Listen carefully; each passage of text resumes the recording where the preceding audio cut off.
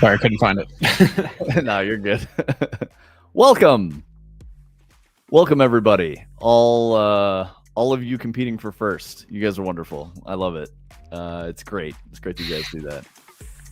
I hope you guys are doing good. Yeah, we've been going pretty hard on Dread. So how would you say it, Tony? The bugs are coming thick and fast as it is. Ew. Not wrong, but gross. Yeah, totally. I mean, however you want to say it. But yeah, and that, that's a normal part of the process. As we start making more things, we start finding more problems, but it's good. Subscribers can now scrub live video like DVR. Oh, that's cool. You guys are all first. Don't worry about it. Anyone who's here before stream gets first. I know that sort of sullies the whole race of who is first, but it's good. It's good either way.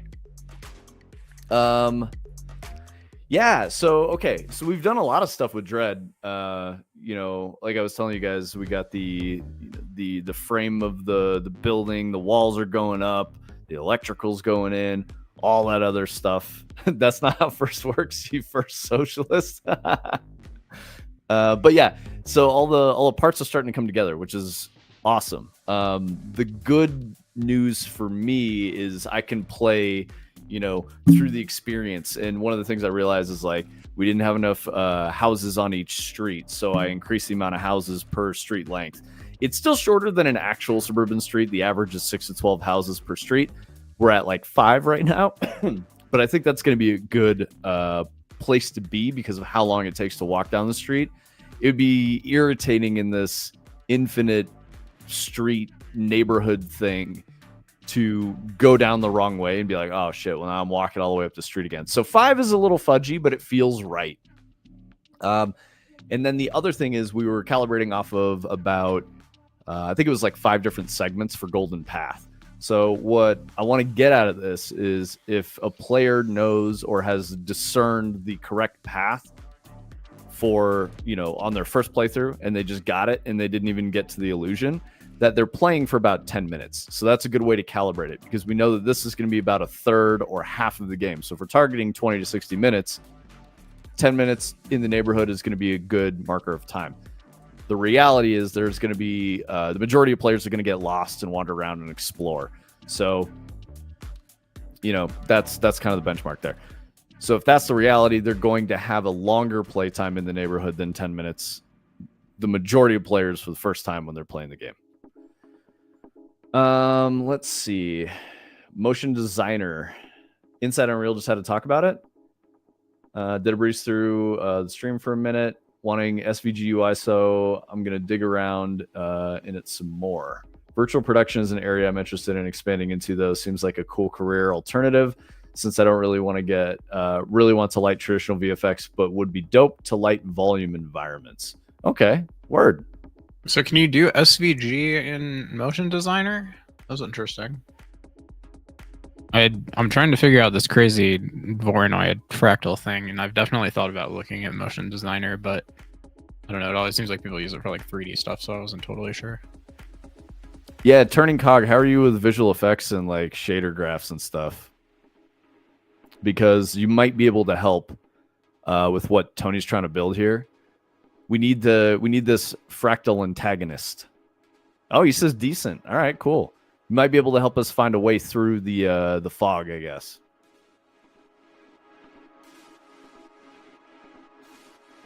Not as good as Adder. Well, Adder's not really a VFX artist. He's a lighting tech artist, which is actually a really different discipline. Yeah. So Adder can he does other stuff in really magical ways, but VFX is still kind of a crazy. It's one of the disciplines that is really art focused, and someone can be a really skilled VFX artist that has specific vision. It's not just about knowing tools. It's knowing how to make a thing in a way that no one else has made before. Exactly. We just need to make this. So yeah, Turning Cog, if you have any ideas on how to make that with shader magic, that would be awesome. That's what we're looking to do. like a material or something like that. Well, I don't like. Yeah. Again, I shared this yesterday, so I'm sorry if I'm repeating myself for people, but like there's this leaf material in Blender that basically does it, but again, it's in Blender, and I couldn't figure out like a one-to-one translation because of how some stuff in Blender works compared to Unreal. So I don't know. Banner and scaler in material node. Yeah, I mean, it's definitely like, as you can see back here, I kind of got something ish that approximates what I'm trying to do. Like, I need another smaller pattern to appear in here and to do that infinitely, but I don't know. I kind of remember that, Turning Cog. Wasn't that how you found us back in the day? We were messing around with City Sample like 2 years ago. And I remember you saying that you were excited about it too, and you were playing with it when Tony made PCG City. Oh yeah, that's the whole reason we started talking for Holy shit. Thank you, Boom. What's up, Raiders? Boom, Welcome. Hey. What's up? Boom, what's up? you sneaky kitty. That's crazy. We tried to raid you yesterday, and then here you come swinging. Thank you. Yeah, Definitely get the zoomies, take the Beppis, get wild. Evasion 100. Yeah, Evasion 100 for sure. Yep. Oh, there it goes. There we go. Oh my Adam God. up Wow. with the That's crazy. Amazing. Good job, guys. Thank you. Thank okay, you. So for all you new chat peoples, we're Fractal Grove. We're a game studio. We only stream 4 hours a week. Today we just started our Thursday stream, so we're here for another hour and 45 minutes or so, hour and 50 minutes. We've been working on a game. We're doing an asset flip because it's going to be an easier challenge, but we are trying to make a walking simulator, psychological horror, liminal space game for the month of October. So we are in week 3. We're going to be doing this again for next week, just finishing up content authoring, squashing bugs, polishing, all that stuff. But the core tech is there right now. So we're calling it Dread. I've been talking about it now like so much, so I don't even know where my head's at. But we've got a lot of really cool stuff going on. In the beginning of the game, you are like a teenager sneaking out of your house in a suburban neighborhood, to go to a party, hang out with friends, be a delinquent kid, right?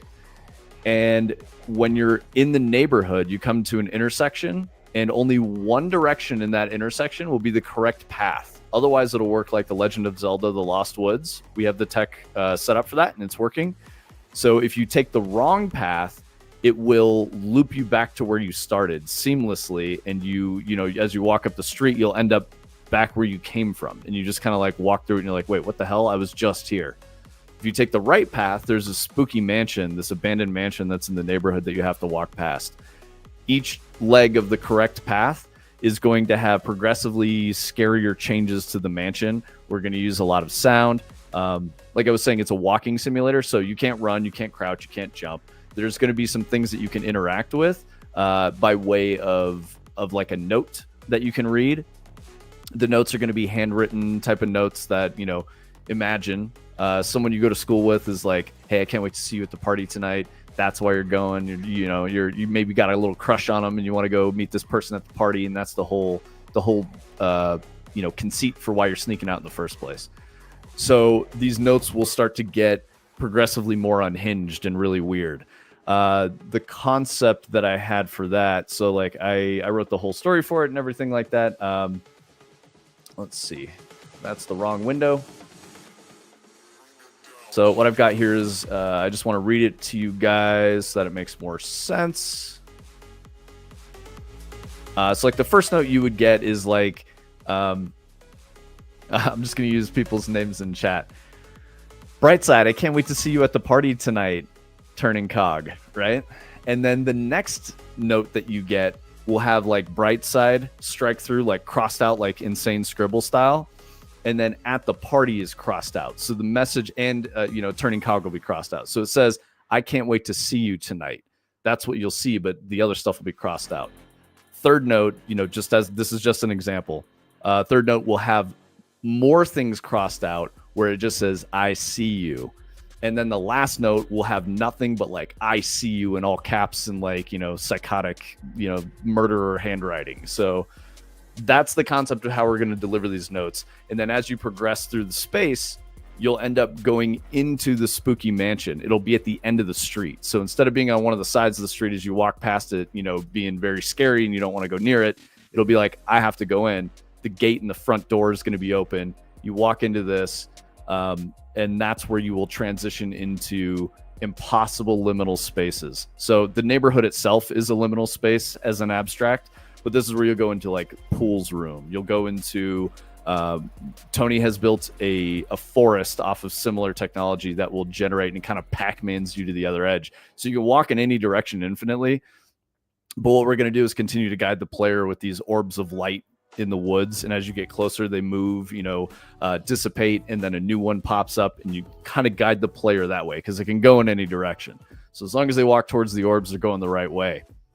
By the, 6th or 7th orb, the mansion will appear, and you need to go back into the mansion. That will transition you into another space. So that's where you'll get into the Pool's rooms, back rooms, stuff like that. Then you'll do some, version of that'll probably use the neighborhood tech because there'll be corridors and hallways. But yeah, and we're targeting a 20 to 60 minute experience. We're gonna sell it for a couple bucks on Steam. That's the whole challenge of Dread, and that's what we're doing this month. Let's see a little bit about us. My name is Vince. My business partner. How do I point at you? I think he's over there. Is he over there? Yeah, he's over there. I did it. I'm so bad at this. So this is Tony. We're the co-founders of Fractal Grove. We did, we're doing this stream as a way to fund the game studio. So instead of doing like an Indiegogo or a Kickstarter or, GoFundMe or something like that, we're giving you guys the space to talk directly to the studio founders, talk to us about what we're doing, show you what we're doing, for a little chunk of time each week. Typically on Wednesdays, what I try to do is I will talk about news around the game industry, share some war stories about my experience in the game industry. I've been a professional game designer for about 15 years or so. I've worked in everything from mobile to AAA. The biggest thing I worked on was Destiny 2. I worked on that for 5 years. So back here's the Whisper. It's a Whisper the Worm. It's a sniper rifle that you get from a secret mission that I made called the Whisper. I also made 0 Hours. So I built the archetype for the exotic dungeons, as they are if you're a Destiny player. I did a ton of other stuff aside from that, but those are kind of like the two big notable things that I did. Left Bungie in late 2019. Then I worked for Topgolf as a lead level designer, and then I worked as a lead designer, senior lead, not senior lead, but a senior designer and lead designer role on Return to Moria. And then as that project was wrapping, got laid off. That's just how it works. It's kind of like a gig business working in games. And that's when I was like, you know what? Fuck it, Tony. Let's go full time on this and make it go. So we were in a place where we could make that happen. And I spent, the first 8 months or so on the investor trail, setting up meetings, talking to people, trying to get all this going.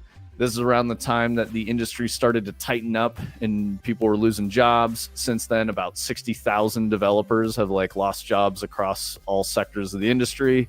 Investment money is really, really dried up. No one's spending anything unless you've already talked to them and you're a big name and they know you and they're, kind of doing each other favors. So we decided to go this route.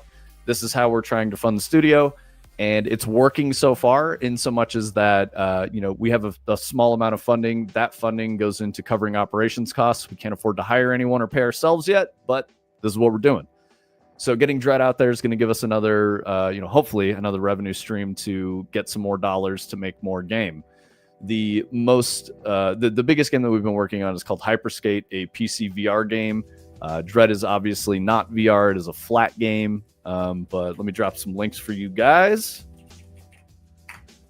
So if you want to follow us or check us out, best ways to keep in touch are in our Discord. We're pretty active there. We have a lot of creative people in that community. We share a lot of knowledge. We chat with each other, help each other figure out problems, all that stuff. Share the knowledge. So yeah, that's kind of the whole spiel. Thanks guys. Thank you, Boom, again for the raid.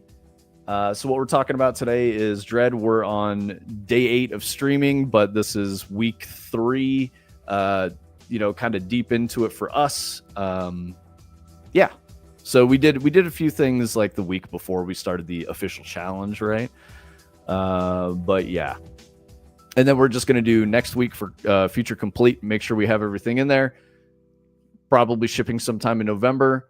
Squashing bugs, getting the store page up, doing some marketing, making some YouTube videos and stuff like that, talking about the game, and then put it out there in November. So that's our whole plan for Dread.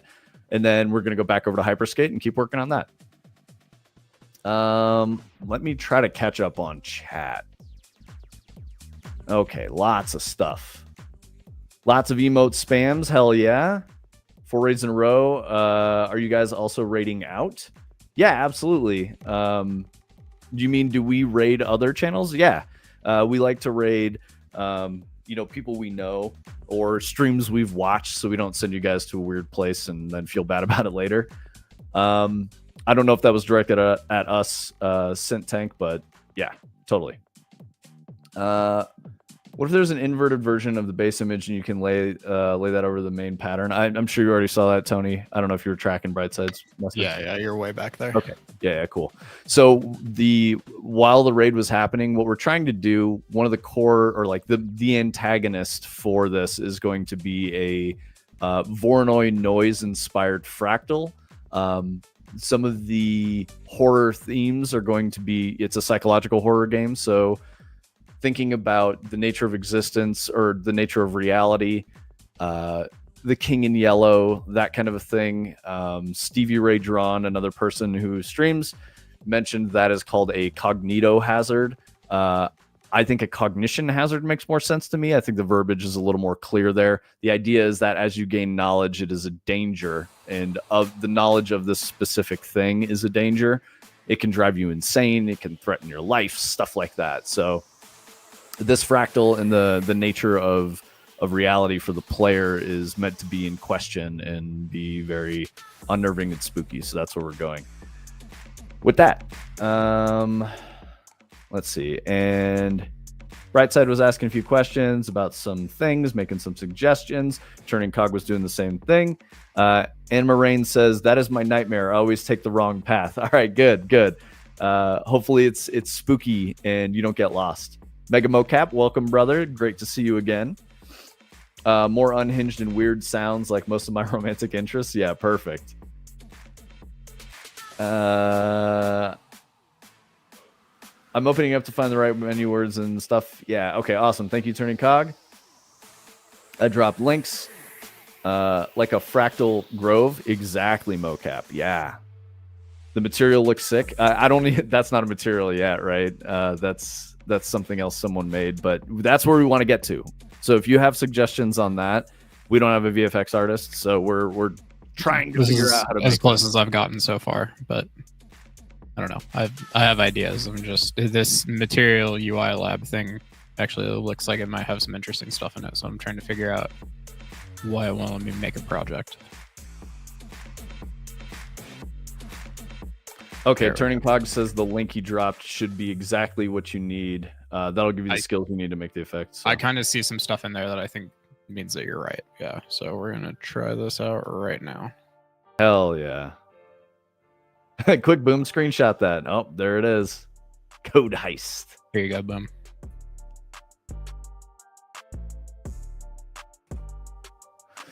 As I always tell Vince, like, I don't even know how I made this. This one was just like, trying shit until something cool kind of started happening, like talking to Claude and like trying to understand how this shit works. But this Voronoi like noise stuff that you can do in here doesn't work like a texture, and that broke my brain for a long time.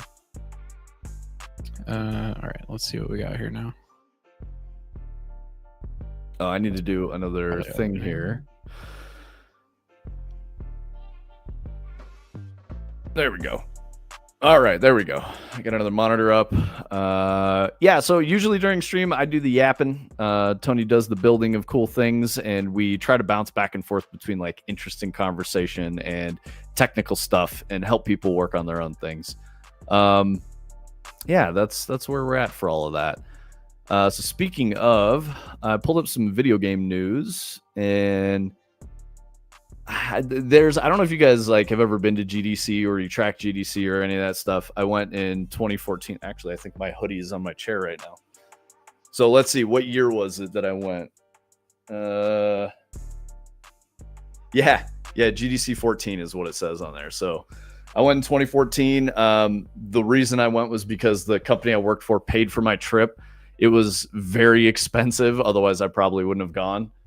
Oh, you have the same one, Adder? Yeah.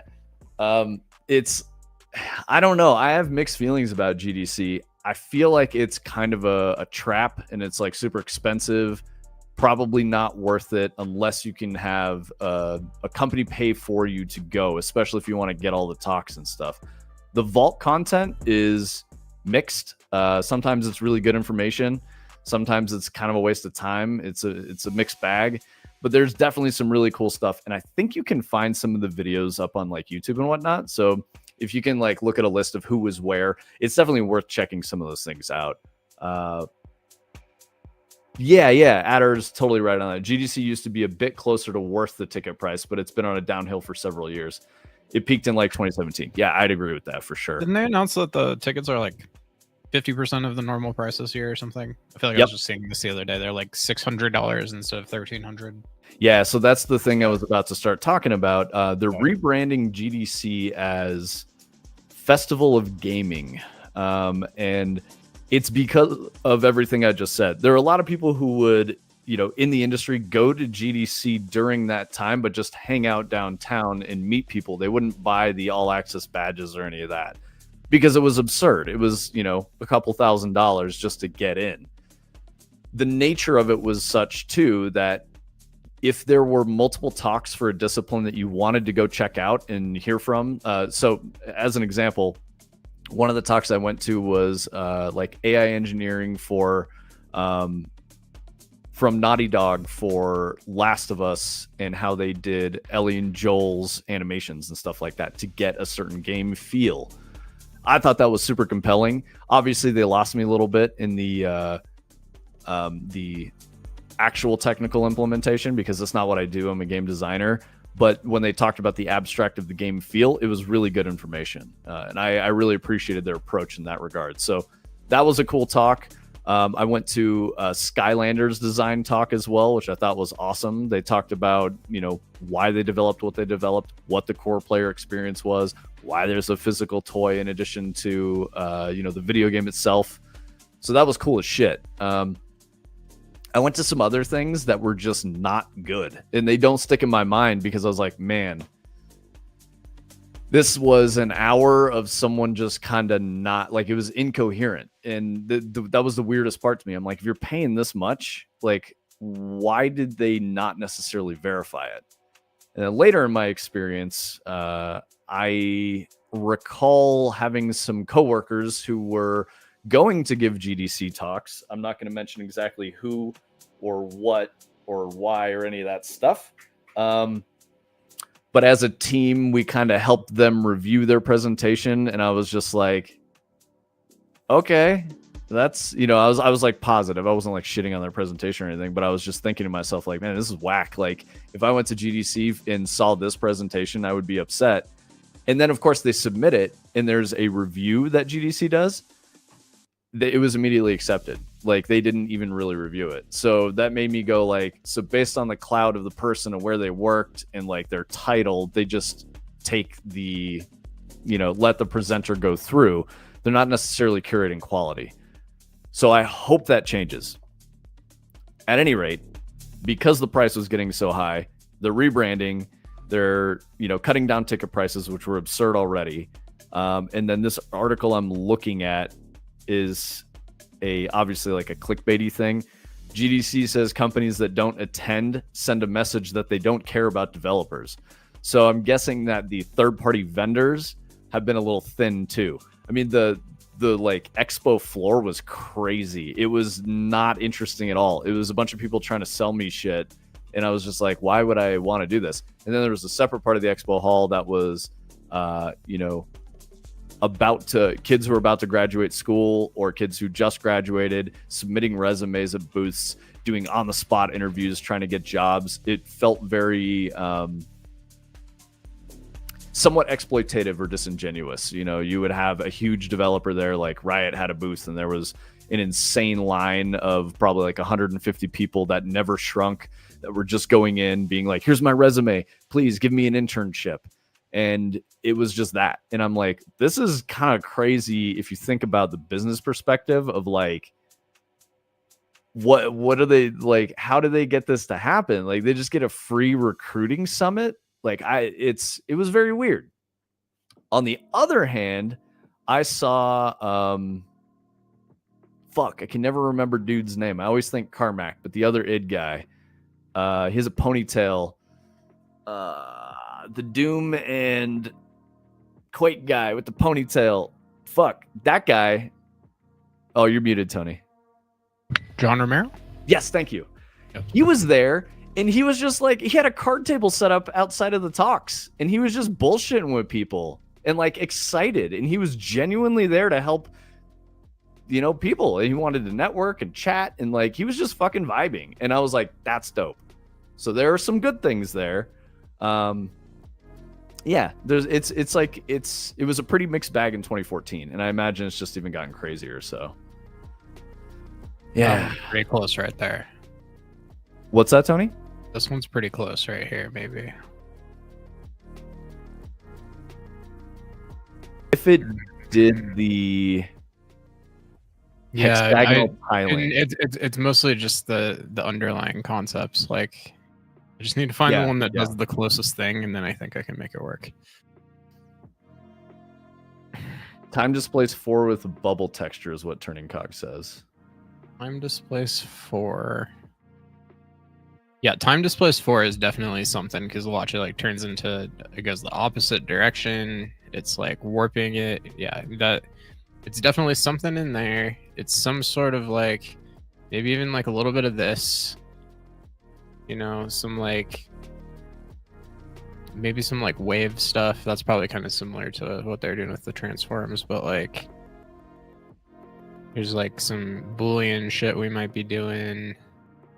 Definitely something with a pattern. I don't know. Yeah. This is good shit. Thank you, Turning Cog. Oh, like these guys right here, maybe? I don't know. Yeah. I agree with you, though. It's in here somewhere for sure. Yeah. Yeah. So I want to catch up on what Adder was saying, who's engaged in the GDC conversation. Adder and I have both, you know, we've been doing AAA and stuff for a while. He's got a little more seniority on me for sure, but we have totally different disciplines. He does tech art, I do game design. But yeah, GDC used to be worth the price, peaked in 2017, read those already. They claim big changes in 2026, but I haven't seen anything to prove that claim by them. It strikes me as like they had a brand and image problem that they're trying to resolve, because they probably were looking at, you know, income and all that stuff and profits and whatever, and it wasn't doing well. So they're trying to fix it. Yo, thank you, Code Sage DMC, for the follow. Really appreciate that. Yeah, it sounds like new E3 plus dev talks with a focus on indies and AA. It could be good. I mean, you know, indies like us, we're the wave of the future, right? Same with AA, you know, like where you're at, Adder. Most GDC talks aren't even remotely reviewed. They accept Cliff Notes as submission in a lot of cases. Exactly. That's exactly the vibe that I got. Expo floor was so expensive to show on as well. I imagine that's why there weren't very many. There was like very little interesting shit on the expo floor when I was there in 2014. Yo, what's up, Queen Anne? Yeah, we got raided by Boom. The wonderful Zoomy Cat Boom has dropped by and brought the whole community with him. So that's awesome. Yep, John Romero was the one. Checkers 2. Oh shit, there goes the zoomies. Touche 3 looks like the one from the skin you showed yesterday. You probably already saw that. This is a cool resource. Yeah. So Queen Anne, Turning Cog, we're looking for the best way that we can create the fractal material that we want, so we can use that as the antagonist in a bunch of different ways in the game. So that's kind of where we're at. Tony's been trying to solve this for a couple days. Once we get this good to go, I can start implementing it and putting it into the game in different spots. Yeah, good call, Turning Cog. If you want to see where Tony got all this stuff, he dropped it in the Discord. So Turning Cog did. So go check that out. I know you're in there. Boom was asking, is there an HLSL version of the effect? I haven't found one yet, but maybe if there was, I could maybe figure out how to convert it, but I haven't found one yet. No. Like I said, I found a Blender tutorial that I think I could definitely take it. I had it pulled up here a minute ago. Like I could 100% take this Blender tutorial, and like he's already got it right there. Like you can see like the big Voronoi cell. Make this a little bigger here. But he's got like a big cell here, and then it's like filled with smaller cells, and so it's like a Voronoi within a Voronoi, which is what we're going for, like Voronoi fractal. So he starts like, and then he does another layer there too, and so that's exactly what we need. And he uses it eventually to make a leaf, but I would probably diverge from his plan about right there if I could get it there. But I haven't figured it out yet because the Blender material graph has this Voronoi texture node that he's using, and it has 3 different outputs that come with it that are like position and color and distance between the lines, and the Unreal one doesn't work that way. They're saying you can export the HLSL generated from a material graph from UE, and then talking about how to do that. You need the other way around, though. I need... Oh, yeah. Like, could I Blender material to HLSL?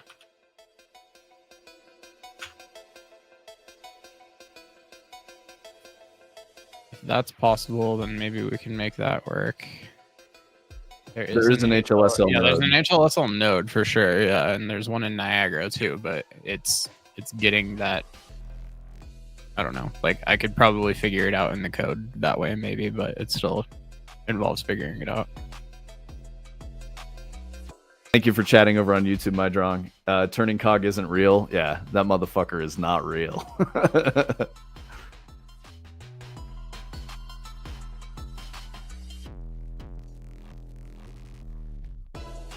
Yeah, so that's kind of like where I'm a little stuck right now.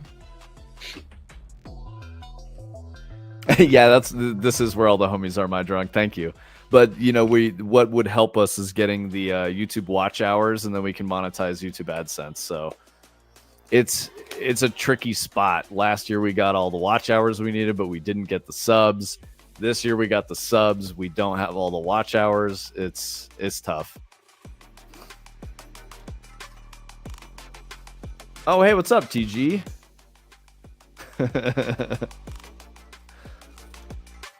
I figured that was you, Adder.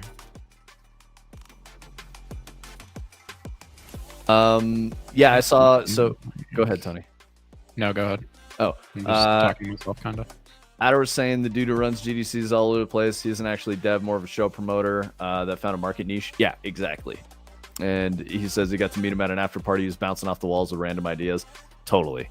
I think the most fun part of GDC for me, one of the dudes I went with was like an engineer on the team. This was when I was at Sphero, and that guy, like, he was a super dorky guy, but I love this guy. He was awesome, really cool to hang out with. Not really a partier or anything like that, but he liked to be in the vibes, if that makes sense. So like full sober, not a crazy guy at all, but really cool to be like a party buddy, because I knew that he wouldn't let me get too wild, but he also let me get wild. He would have like a beer and I would have like 12. So great dude as like a convention party wingman, especially for the coworker. So he got registered and went into the Unreal developer after party thing. That was like this private party. It was catered, and they were trying to recruit people to go work at Epic. And we walk up and he goes, you know, here's my name with this company. And then the chick who was at the front of the line, like checking all the names and everything. And she goes, you? And I gave her my name and I was like, yeah, same company. And she goes, I don't have you on this list. And I was like, I don't know what to tell you. We both registered at the same time. We're with the same company. We're together. Like, what do you mean? And I just totally like bullied her into letting me in. And I had not signed up at all. I got like a cool little laptop bag that has like, you know, Unreal Engine on it or Epic Games or some shit like that. Got some free dinner and got to listen to a few recruitment, you know, yaps from the people trying to schmooze us. That was fun. And then he figured out where Notch's dot party was, and we went to that and we got to see who was it? It was Nero, Kill the Noise, and Feed Me played a show that at the it was in San Francisco at a basketball arena. I want to say it was like a college campus one. It was pretty small, and they only let like 5,000 people in. So we were on the fucking floor, like really close to, you know, some of the sickest DJs playing a free show. It was amazing. So yeah, it was so sick. It was really fucking cool. And yeah, I was dropping tons of beers and hanging out. Many people offered me illicit substances, and I was like, dog, I got a flight in the morning. No, I'm not. What do you mean? Like, relax. I'm already drinking too much. This is crazy. And then this dude in like Cookie Monster raver gear, like fucking liquid danced up to us and then put on some glasses that I have. They're those like spectrometer. It's not spectrometer. They're glasses that when you look at light, they're like 3D glasses, but they like blow out the light into the spectrum, like prisms. So I was just wearing those and the lasers were going fucking nuts. It was amazing. It was a great time. So best part of GDC wasn't actually going to the event. It was doing all the shit outside of the event. That was really cool. Yeah, dude, it was crazy at her. It was a good time. And they're open to the general public, but it's a hidden secret party, so you have to like figure out where the fuck it's going on. So we met some people in the line that we ended up hanging out with and just chatting with, and they were like just really into EDM. And they, you know, found out through social media where the party was or the show, and they like got in that way. So they were there just to see, and they were like, "This is for video games," and I was like, "Kinda." Maybe. I mean, it's like thrown by a guy who has a ton of money, who likes to celebrate. You know, he was a video game dev. I think he still was at the time, but yeah, it was cool. And they basically, the way they did it, Queen Anne, was they had a cap on how many people they'd let in. So if you left, you were not getting back in because the line was like 3 blocks long. Like, it was crazy. It went across a park and shit. And we were there for a long time before we got let in. We got in. We didn't fucking leave. You know, I drank too many beers and we just stayed until I was like, all right, bro, I'm tired as fuck. We got to fly in the morning. You want to get out? And he's like, yeah. And then we just went back to our hotel. So it was a lot of fun. Oh yeah, Adder, that reminds me. We got into the NVIDIA party, which was in like this really crazy nightclub. And this was, I want to say this was around the end of like booth babery and all that stuff that they were doing. So the NVIDIA had hired a bunch of models, you know, like super hot women in like lingerie walking around serving shots to everyone. And the party was full of game devs who were like fucking awkward dorks. And I'm like, what is this? This is the strangest environment I've ever been in. And at the time I met someone who was, I think she was high up at Epic. But we were chatting because an executive that we worked with, like, you know, put us on. We had an intro and all that. So we were just, you know, shooting the shit while we were having some drinks. And, you know, the girls come by with the tray of shots and all that. And I was like, oh, man, this is a little weird and cringe. Like, what do we do about this? And she goes, you know, honestly, I don't give a shit about it. But why the fuck isn't there any beefcake? If we're going to have the girls, we should have the dudes, too. And I was like, yeah, actually, that's a good point. Why are there no, like, you know, shirtless, oiled up dudes with leather pants walking around serving shots, too? Like, what the fuck is wrong with you guys? If you do both, it's probably fine. But still a weird circumstance anyway. So it was funny. you were shocked they ran out of money at her. Leather daddies at club parties at GDC sounds lit. That's what I'm saying. Why is it One Direction? I mean, it's probably all dead now. This is 2014, guys. So we're talking 12 years ago. Yeah, exactly, Brightside. Because like we were talking to, you know, we were standing there and we were working for Spheros. So Patrick and I were actually playing with Spheros. Damn it, I said his name.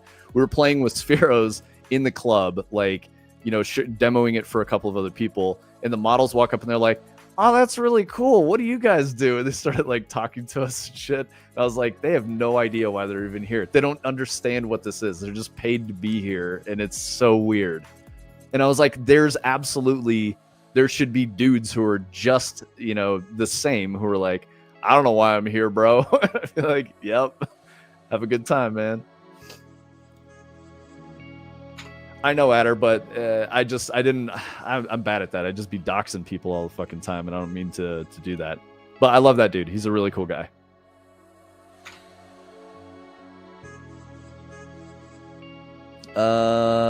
Leather daddies, yup. Real life Gears of War, cool. I caught all those. Interesting crash only invites, yeah. Yeah, it worked out for me, Queen Anne, getting into that epic party. It wasn't even a party. It was like an industry schmooze thing. It was at the top of a hotel, and like this, you know, they rented the whole bar out and everything, and it was a private event, invite only.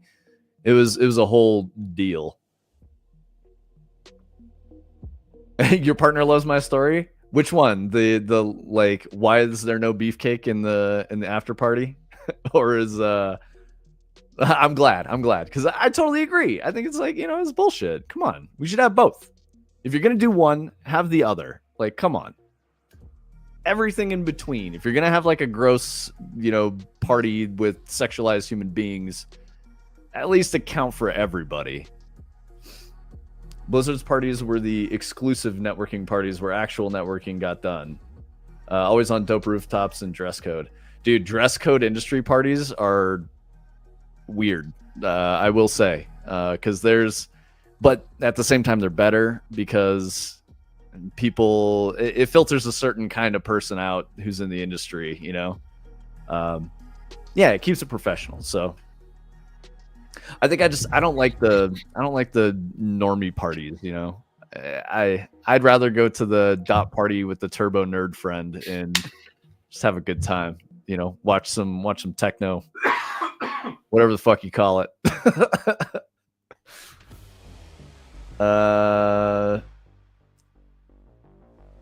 They allowed the Blizzard bowling shirts. Okay. All right. Yeah, that'd be cool. So yeah, for you guys, you know, that are newer to the stream, this is kind of the type of yapping that I do. You get, it's almost like live brain rot, you know. You get the one person talking about the thing while Unreal Engine dev is happening in the background. So it's like the TikTok split, but in longer form, right? And you can talk directly to me, and I can say shit, and then we can shift over to the Unreal stuff. Oh okay. Shit, Tony cooking. I do think the material UI lab thing probably has some part of what I need in it, but I feel like we got to be able to get to here. This has to be doable. I just am not smart enough to figure it out yet, but I'm gonna sit here and try to figure it out. But it should just be, even just based on what he's doing here, it should just be make a Voronoi that we're happy with, and then somehow he's using a subtract, get a secondary pattern appearing inside of that one, and then do it again. Like, that should be possible. I feel like I should be able to figure that out. I've said that for a week and a half now and haven't been able to get there, but we're gonna try again. You can do it, bro. I believe in you. Keep yapping, but that's what's gonna be happening back here. All right, Yap City, here we go. All right, so that was hella GDC nonsense that I was talking about. And I got onto this because I was reading this article where they were talking about, you know, they're kind of like trying to throw some shade at vendors and be like, you know, you vendors better attend, while being like, it's also going to cost you, you know, 10 grand or more for a single day to show on the expo floor. Can you just resample the first texture with a delay? Says turning cog. I don't totally know what you mean by that, but maybe. And mask And colors. like, where would I be doing the resampling? What do you mean by that? That is like maybe in different words. What I think I'm gonna kind of try to do here now is like get this first pattern and then take that pattern and generate another one and try to like do some sort of, Photoshop type shit on them to get one showing up inside the other. That's kind of what it feels like it basically is. But 80K for the main show floor, bro. That's fucking absurd. I didn't know it was that high. I assumed like 10, 20K per day. Like, that's more reasonable. That's like PAX prices, For main show. Blueprints you. I thought you said Blueprint Sue. I thought this was like a person who made blueprints. That's funny. Yeah, Brightside knows Blueprint Sue. Blueprint. I haven't looked at Blueprint UE. I was looking at like Shader Toy and like kind of going down the HLSL route and thinking that if I could find something on Shader Toy, I could probably figure out how to convert it. But I didn't see too much on there. Like there's a few things, but there's a tutorial for kind of effectively like coding your own Voronoi in Unreal, and then he has a secondary part of it. I can pull it up here in a second that talks about making it so it'll move and adjust and stuff. And there's probably parts of that would help me get closer to it too. So that's kind of what I've been doing, is just bouncing around looking for any resource that might help me ultimately figure this out someday. I don't really like browse around on here usually. Do people share helpful stuff? No, let's take a look. Let's try Voronoi. Brightside's being a goofy, silly goose. He asked. He said, "Search for fractals and blueprints." Nice, dude. We should make a new website called Blueprint Sue. It just got Brightside's face on it. So every YouTube video comes up. It's like, "What's up, guys? It's Tony with Blueprint Sue here with another tutorial today." Queen Anne, I want to talk about the convention culture because things are different now. When I got started around, it's like 2011, something like that, 2010, 2011, maybe 2012. Around when I got started, cons were different, and my favorite was going to Penny Arcade Expo. There were years I went to Boston and Seattle. It was probably like 4 or 5 years in a row that I did both, and the networking was like absolutely fantastic for that. I had a lot more fun. It was a cheaper convention. It was more gamer focused, but you still had the vibes. If you had the right conversations and met the right people, you still had the vibes of GDC. So all those like, backroom handshake meetings and shit like that still occur at PAX. I never went to E3, so I can't speak on that. I will say that one of the ones, I think you're right saying that it might be dead here and overseas might be better. I feel like Gamescom is a whole other thing. If you want to go to that, it's going to cost you a lot of money. One thing that I would recommend, because I've worked with a lot of devs from Eastern Europe, and they put me onto this con that I haven't gone to, but I really want to check out because it's in an amazing place. It's in Croatia. It's called Reboot Develop Blue. And it has, from what they were telling me, they've come to PAX and, GDC and shit, and they were saying they're not going to those anymore. They only focused on Reboot Develop Blue. And they were saying the vibes were very good, very targeted experience, very dev focused. And it's in Dubrovnik, which is a castle city on the Mediterranean. It's gorgeous. So you would have a sick fucking time out there, I think. Where they filmed Game of Thrones. Yep. It's unbelievably cool looking. So check out Reboot Develop Blue. If you want to go to a con that might be, at the very least, just a cool ass fucking vacation. And then you get to, network with some European devs and have a cool time.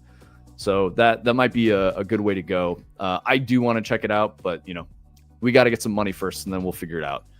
But yeah, I was considering going there. I want to say the dude I worked with lived in Zagreb, and yeah, he was a cool guy. And he was saying Dubrovnik is gorgeous and amazing, and that's like secret vacation spot in Croatia. I was trying to tell you about that the other day, Brightside. I wasn't joking. Like it was very real. Like Croatia's a dope ass spot to go vacation. Really good food, really good culture, very friendly people. I think a lot of people speak English, but it might be a little tricky. Don't know. I hope it works out for them, but it doesn't look good. Yeah, I think you're right on that. GDC is really wacky. They have to fix it, otherwise it's just not going to work. And I think it's because of what Adder was saying about the, the guy who's like a event promoter and all that stuff. He doesn't care about what he's doing. He recognizes something could be big and profitable, and that's what he's focused on. I do think PAX has kind of gone downhill too, unfortunately. PAX Aus might be really cool in Australia. I've heard good things about it. I know they closed PAX South. They're not doing that anymore. I don't know. I haven't been to PAX since it was either 2018 or 2019. The last time I went was I got free tickets because I was at Bungie, so I went and signed autographs and stuff like that, and that was kind of fun. But the show just wasn't as interesting. Oh no, I went with Tony in 22. Did we go in 22 or 23? 23. I don't know, man. I think it was 23. But yeah, it was decent for networking, but they changed the convention layout and they put it in the new convention center. It was kind of funky. So I don't know. I don't know what PAX is going to be like anymore either. So good look at this one. Mocap dropped some links in Discord. 2 material functions I made from a YouTube video. I watched some at some point earlier this year. Not sure if it would help the fractal, but here you go. Voron bombing. Okay. I just found this one on the UE blueprints or whatever. Like, this one's not too far off. This is very interesting. Crazy. Yeah, Adder, I didn't hear anything good about PAX South. I don't know if you ever went, but I heard it had OG PAX vibes where it was like smelled bad and everything was sweaty and hot and gross. So I don't know if that was true or not, but it's done. This one is called M Fractal Mirza Beg. I'll throw it in that same channel on Discord for you. I went last year. They held it. Only a third of the convention center was used, and it was a mega sweat city. Yeah, it smells like socks and a gym locker room.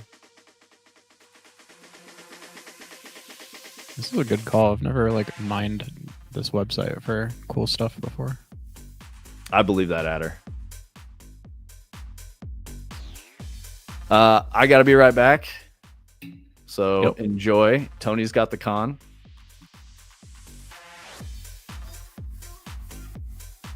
Yeah, I'm gonna have to save that one. That one's real good. This one is huge. I think I need to pull off there.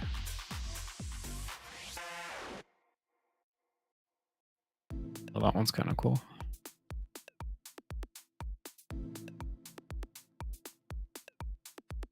Not exactly what I'm looking for, but there's also parts of that might be.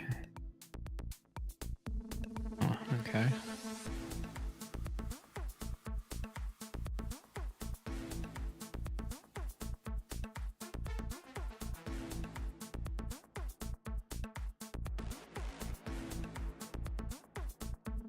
Yeah, this fractal one looks like it's just mostly what is this, like an HLSL right here or something?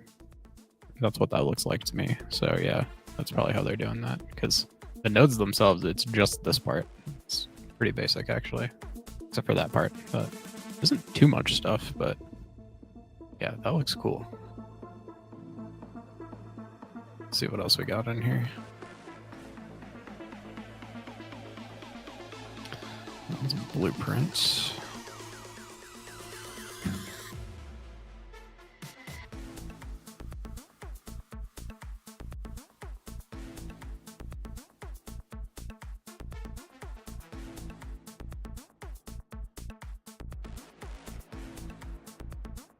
There's a bunch of named reroutes, and then am I just supposed to pull off of that maybe, I guess?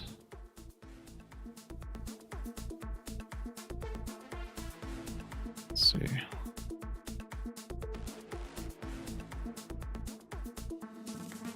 you guys like when I plugged that in?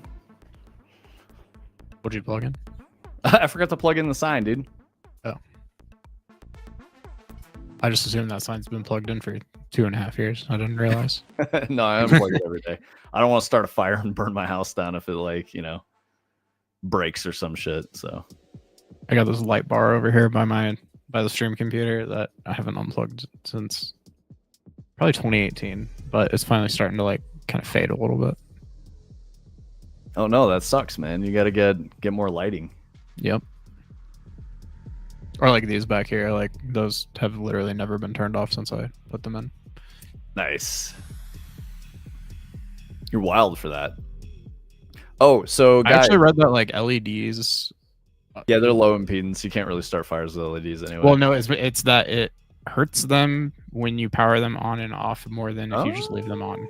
And so like they'll actually fail sooner if you cycle them than if you just leave them on 100% of the time in a lot of cases I've read.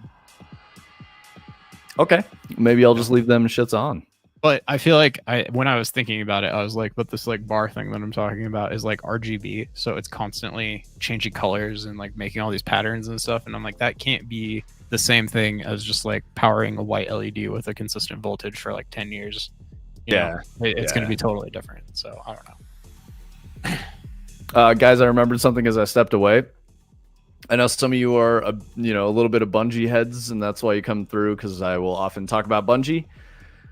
I got into the tech alpha. I can't talk about any of it, but yeah, I can see what they've done with Marathon. As soon as I can talk about it, I will. But if you were in the last alpha or the closed alpha test or whatever, the open one, I don't remember what their verbiage was. The first one, check your email. You might have gotten an invite.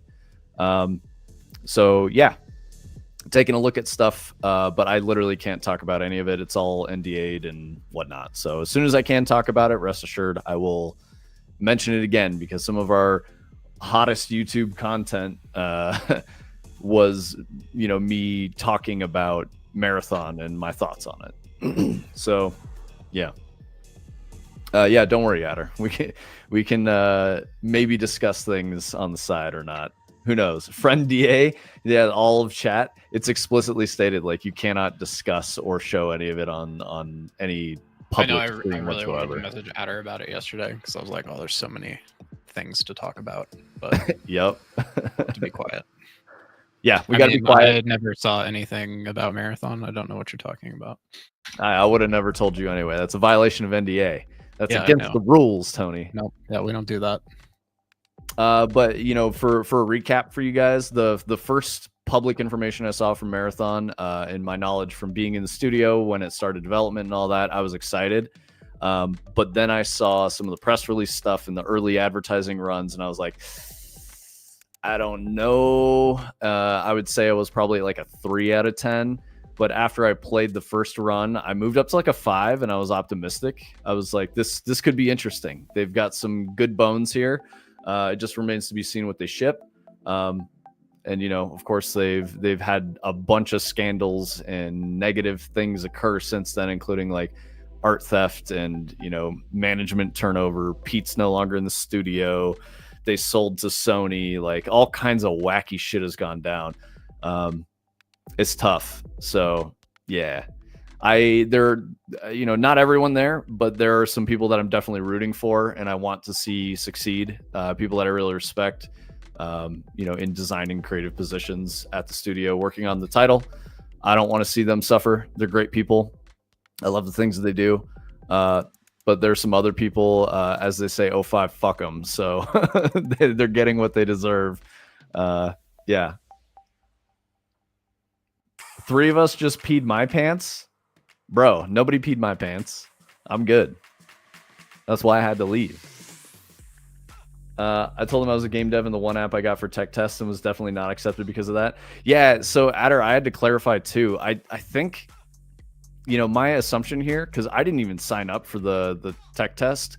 My assumption is that if you got a previous entitlement, you might get one this time just based on that. And my speculation, is that maybe they didn't have enough people sign up this time because of all the bad PR and bad press that they've had lately. So they were just like, well, fuck, what do? We got to get people in here playing and checking it out. So let's just get everyone else that was interested previously back in. So maybe that's how it went. I don't know. I asked some homies at the studio. I was like, hey, did you guys just secretly get me in there? Like, did you, and you wanted to surprise me or something? They're like, no, that's cool. I want to, I want to know your thoughts. Tell us what you think. Like, hop in, let's get some rounds in this weekend. And I was like, all right, cool. So I'm hoping to get a little bit of a tour, some chat with the guys and see what they're working on and what they're excited about and where they think, pivots could be good or not, right? Like, so yeah.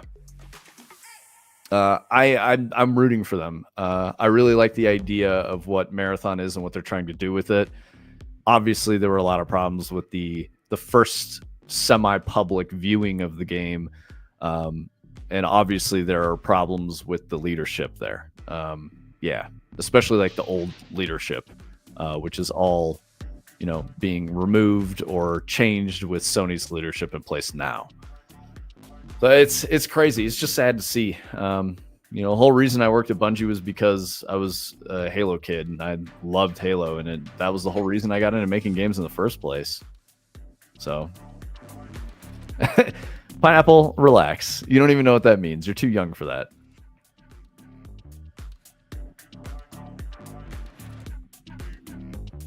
So what we're doing is making a fractal for Dread, Pineapple, and I don't know if you're familiar with the concept of a fractal, but it's basically order out of chaos using math. That's kind of the way to think about it.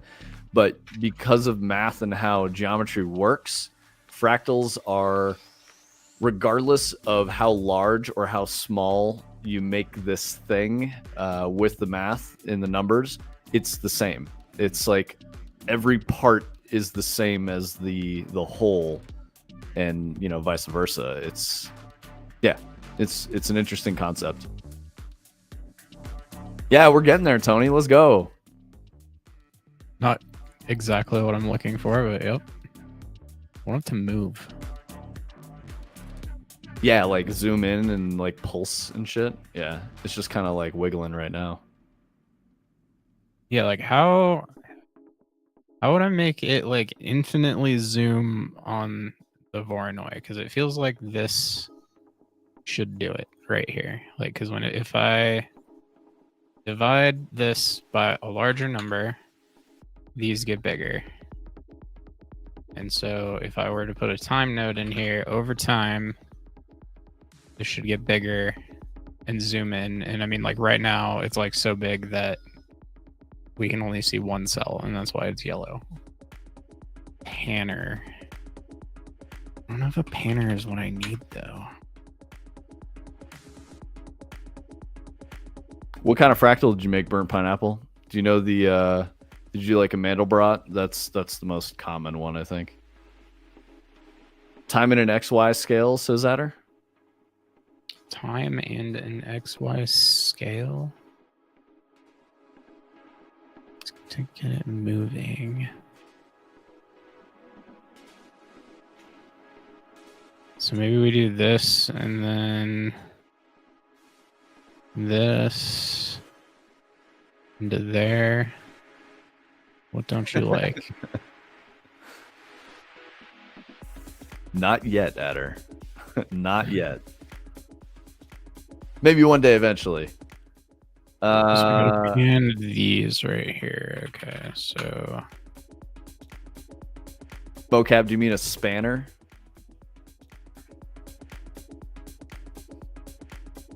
we could do make float 3. Can we like put that in there and then mask this to get the G and that, and put that in there? And then we're gonna set this to 1. Oh, that's something. We got some wigglers, dude. Dude, the panner, you've been saying that, and I didn't think about it. So if we do that one too. He doubted you, Brightside. It's because of your dark mode complications. All right, dude. Turning cog, I got my wrench right here. This is something here now. Okay, so what if we just go out of here for a minute? Okay, so that's what we're getting right now. So then if we want to center that, I think we subtract this whole thing by half. I don't know if dividing it by 2 will work, but let's try that first. We all do bright side. It's a No. rare occurrence, but it's the best.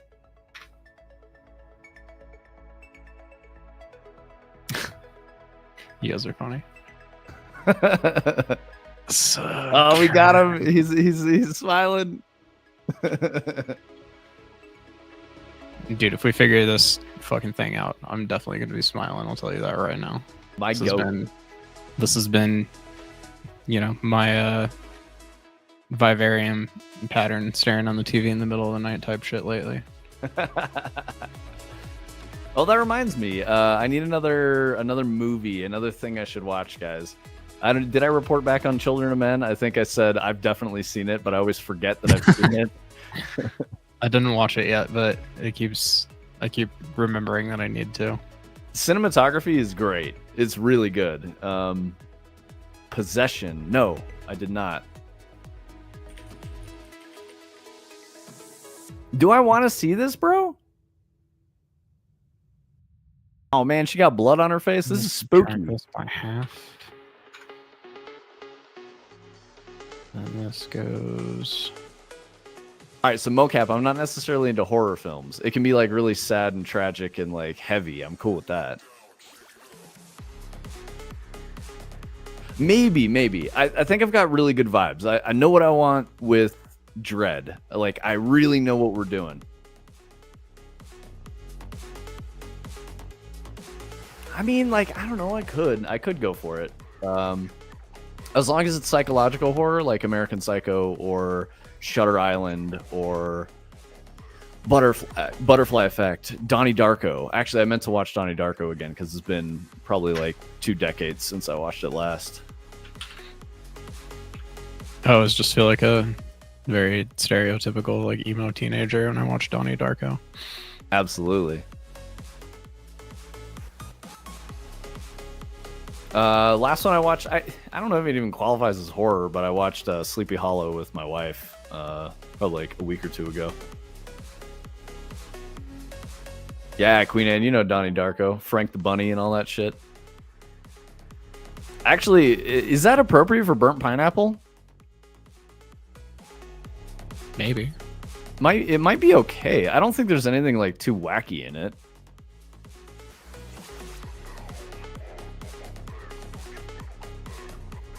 I haven't seen Weapons. And the thing that's stopping me is I don't want to pay $30 to stream Weapons. You know, like that's the thing that's stopping me. But I have heard Weapons is really good. It's streaming on Friday. Okay, cool. Yeah, I saw it's on. It might be on like Prime or something now. I just saw the other day that it said it was new. I'm gonna look real quick.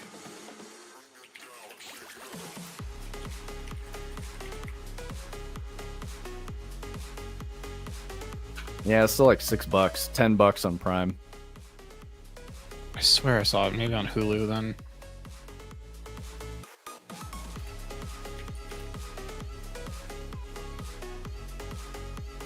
HBO potentially?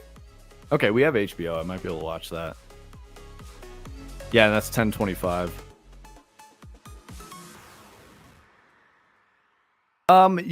Yeah, Adder, so my review was I've definitely seen Children of Men more than once, but I always forgot it. The cinematography is fantastic.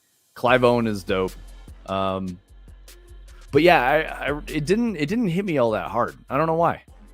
I thought it was cool. I really liked it.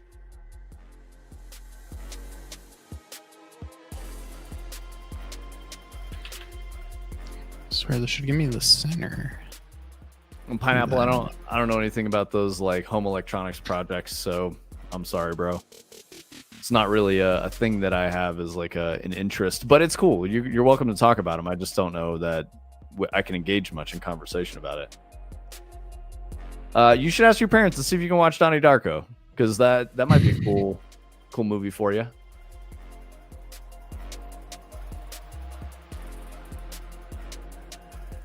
Yeah, I agree, Queen Anne. I remember that. There's like a it's maybe self-harm or something like that. That's a little maybe not age appropriate or something, but oh, there you go. Adder can talk to you about the ESP32s.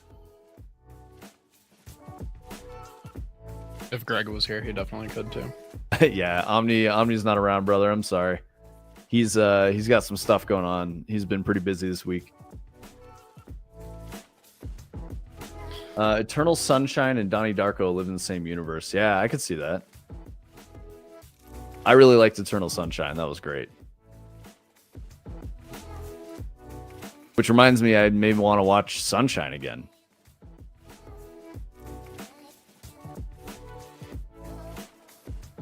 The new ESPN channel. I mean, do they need another ESPN channel? Please, no. Have we reached the Ocho yet?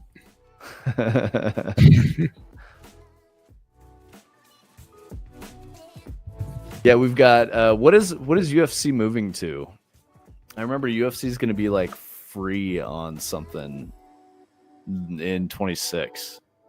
So you guys can watch the fight at the White House for free on whatever. Did you hear about the feet tickling? Come again? I listened to a podcast about this, but apparently there's a UFC fight where this guy was losing, and then he tickled the feet of the guy who had him in like some sort of jiu-jitsu hold, and the guy was just so shocked and surprised by it that he ended up like losing his grip, and the guy won the fight. And like it was this whole thing where like, you know, everybody had to chime in on it. Of course, some people were like really mad about it, and some people think it's hilarious, and like I don't know. I think that's valid. It would be hilarious. There's no harm that comes from that. I mean, there's a classic thing in wrestling and jiu-jitsu called the oil check, and you know exactly what that is.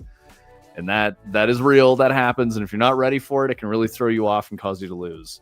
So, ESPN did lose F1. Do you know what it's going to be on, Adder? This is a man sport, not tickling. Yeah, no worries. I mean, dude, it's valid. I mean, like for real, turning cog. Like, you know, an oil check can backfire too. If the dude is like aware that you're doing it, it might just piss them off even more, and then they go harder.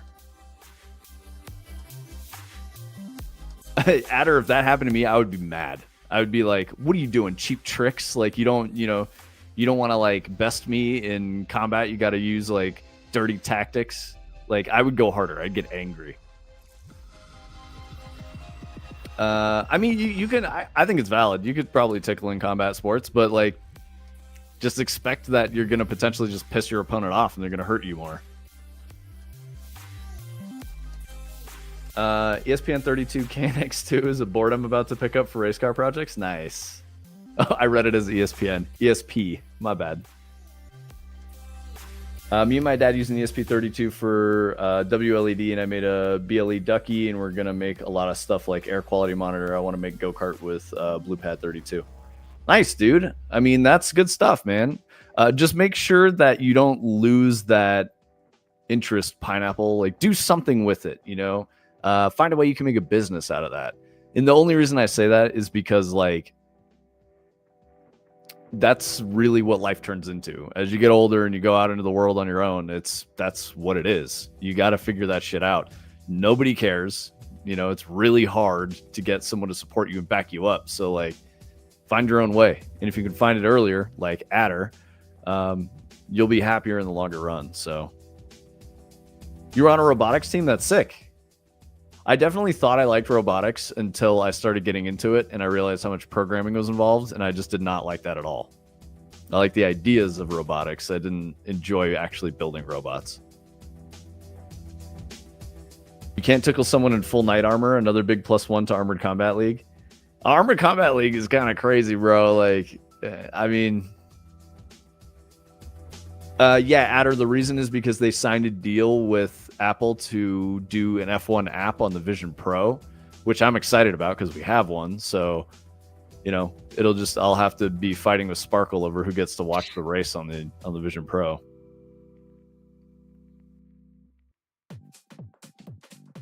You might join a BattleBot league, but step down. That'd be sick, man. Yeah, definitely do it.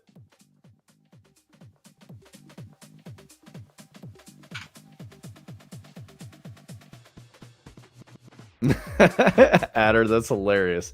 Armored Combat League is sick. I have a friend who wildcard fights in Pro-Am ACL, and it's Rowdy. Squired for him a couple times.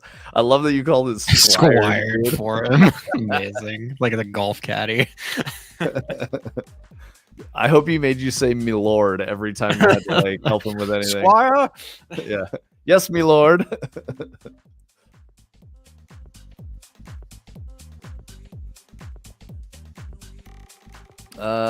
UFC broadcast carrier. That's what I was looking for.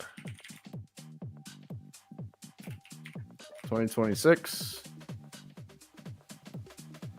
We should start using that for like Tarkov squads. Like, I'm lead, you guys are squiring today.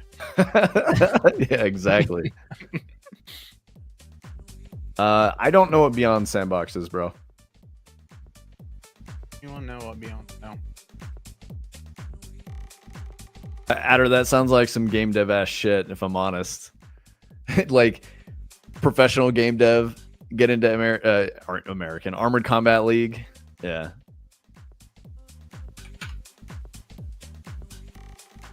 Do you watch combat sports, Queen Anne?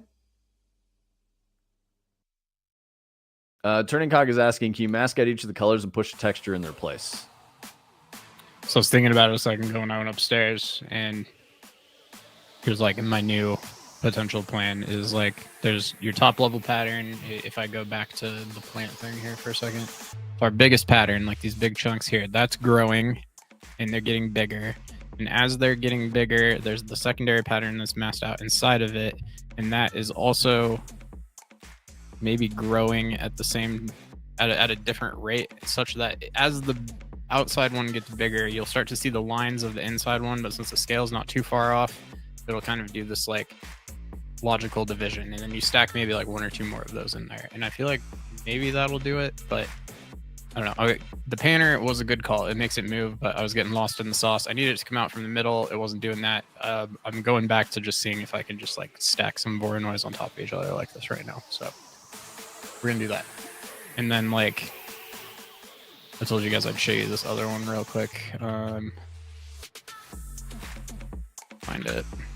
So there's this video right here with the garlic. I kind of showed you guys yesterday. It just talks about all the practical uses of this texture in real life, like the fly eye and the corn and the garlic and the turtle shell, all this stuff. But he walks through kind of creating one from scratch here, kind of by making like a grid, and then ultimately gets it to something like that, and can have it do this, which looks kind of helpful. All of these cells are kind of staying in one spot though, but then he has a follow-up video that's here, and it eventually gets it to this spot.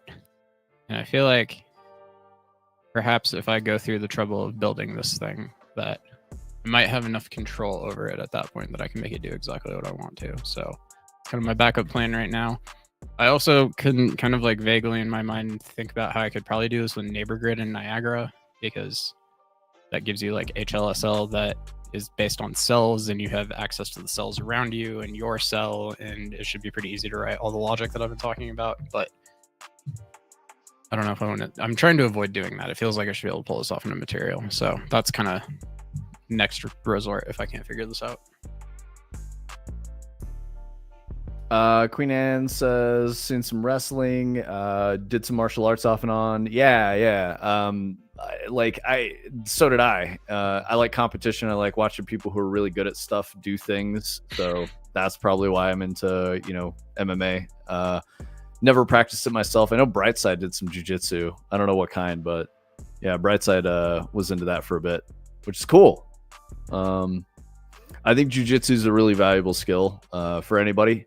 It's, boxing is cool too, but like any dangerous situation, you're better prepared for a confrontation if you know grappling than you are striking. It's just striking is more for a competitive environment with rules and stuff, but grappling is more, practical. You can do stuff with it. Keep yourself safe, help people that, need help. Yeah, that kind of thing. Adder was saying He needed a legit squire to armor him up, though. It's a cloth undergarment, leather suit, chainmail layer, then plate gear. You can't put it on solo. Yeah, I'm totally aware of that. But also, you had to pour beer into his mouth because his gauntlets couldn't grip a beer can, and his sword had to be affixed to his gauntlet. Yeah, nice. I love that. So if you're in Armored Combat League, you're allowed to drink beer during the fight. That's pretty wild. Or I guess maybe in between rounds or something.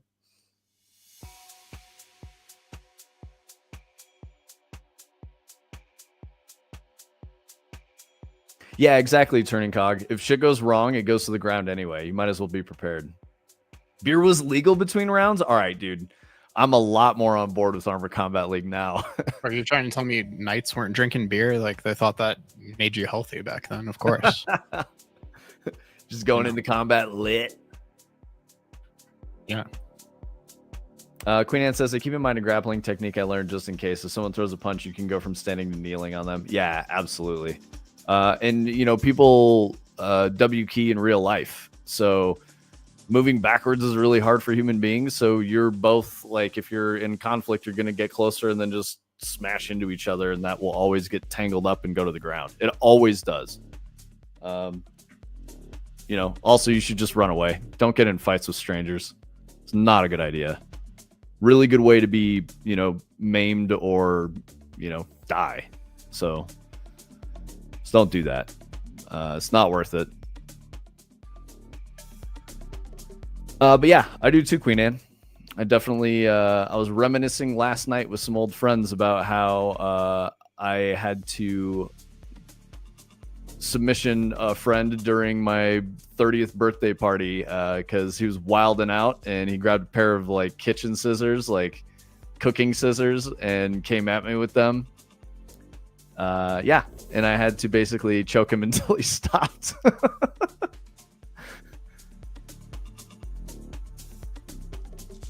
Yeah, take it easy, Pineapple. Thanks for coming through. Good luck with your projects and stuff. Oh, big upcoming VR game. Oh, that's what Beyond Sandbox is? I'm sorry. You're one of 8 people out of 900,000 who have the game right now and can make content for the game. That's cool. Yeah, go develop some stuff, dude. Sorry I missed that message. Now I got to make sure I didn't miss anything else. Y'all got me on some topics that I like yapping about.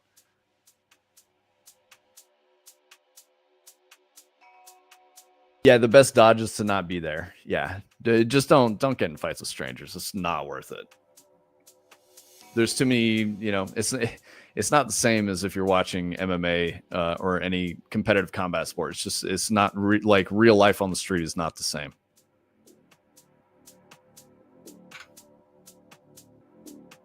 Like there's a lot of stuff that's just not, it's illegal. You can't do it because you can seriously hurt somebody. So, yo, Hyperons. Yeah, I didn't see that. You were blending in with Turning Cog. So nice. I like the little wiggly spaceman guy. He's doing his thing. Hyper 026 pilot. Yeah. There's a skill to be able to think under that pressure and to do it after taking a few hits. Yeah. I will say, like, getting punched in the face is not great. It's real bad. Depending on where you get punched, it can do little to nothing, or it can be a very serious problem. So you just don't want to get hit in the face. The worst is when your head collides with the ground, stuff that doesn't move.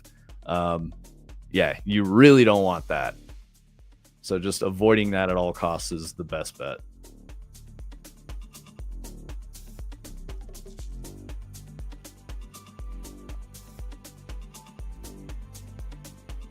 Getting punched in the ear sucks too. Yeah, it does. It really does. Nose isn't so bad. You get hit in the nose and it's like it can like make your eyes water and like distract you a lot. Bleeds, well, at least mine bleeds really easily. So you don't want to get punched in the nose. Getting punched in the liver and getting punched in the kidney is really bad too. The amount of pain from that is insane. You know, and not even a punch, like a knee or, you know, a kick or something like that sucks. Yeah, getting hit in the ear makes you super dizzy. The nose sucks if you get hit for like 15 minutes straight in the nose. Yeah, for sure. But that first one, like, you know, if you know how to react to that, it doesn't do very much. It's not that bad. You don't want to get hit in the teeth either. You also don't want to hit anyone in the teeth. It's really bad for your hand.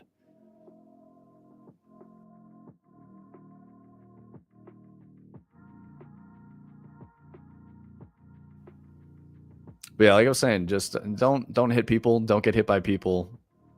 Exit the situation. The other thing is like legal ramifications are really, really bad. Self-defense is a very hard argument.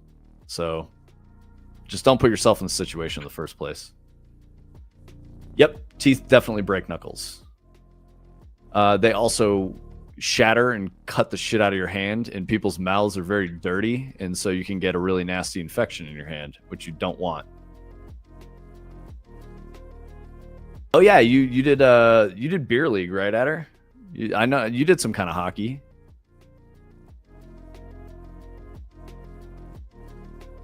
There's a lot of fighting in beer league, isn't there? You played juniors? Yeah.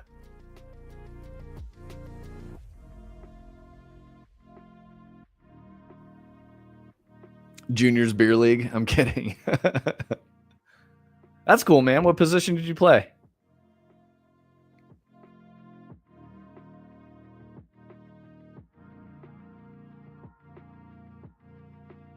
I think you said you were maybe a smaller guy, so I'm guessing you played like a forward or something. Feeder for AHL, but I injured out with concussions. Defense. Oh, defense and penalty kill. All right, never mind. Adder the Bruiser, just out there beating ass. Hell yeah, dude. Penalty kills. That's probably exhausting. You just got to keep them away, keep possession.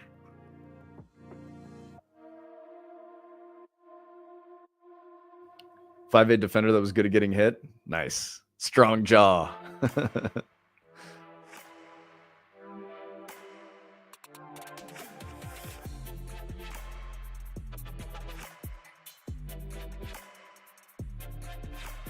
right, let's see. What else do I have on the agenda here for the game news?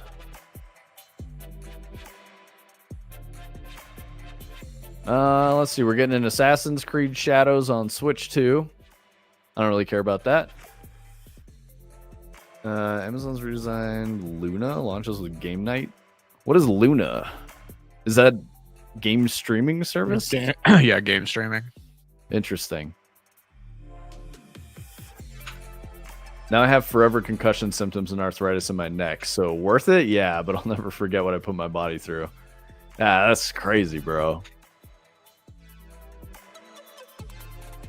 Oh, Sakurai says, I've thrown everything I have into this about Kirby Air Riders. It won't get a DLC or a sequel. Interesting.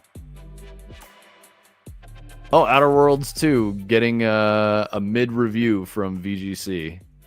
I'm not shocked by that.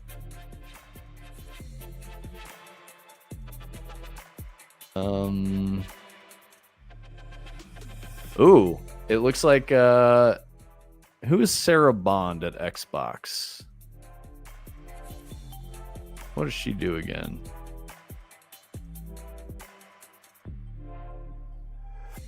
She's talking either way. Talking exclusivity deals, saying, oh, the president of Xbox. She's saying,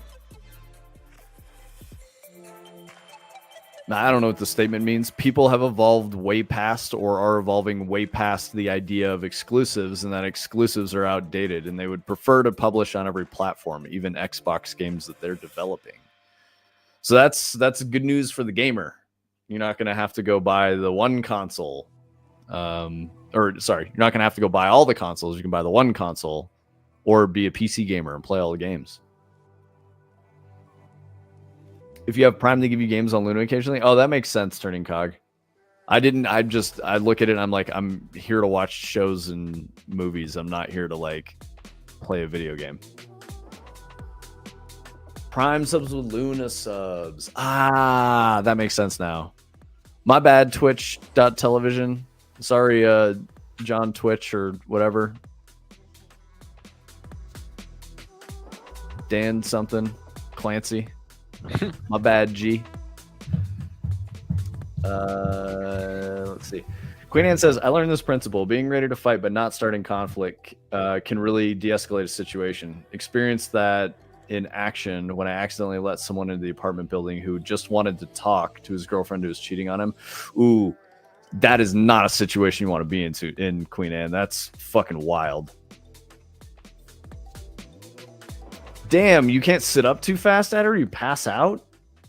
Drinking gets you super dizzy? Damn, bro, you must be dizzy all the time. I'm just playing. You can't spin around more than once or it ruins your whole day? That's wild. Yeah, I don't share that, guys. I'm sorry. I assume it's because there's so many pilots in my genes, like, my dad, my grandfather, my uncles, all kinds of people in my family are pilots. So I'm like essentially immune to motion sickness. I just don't get it. It doesn't happen to me at all. So I don't know.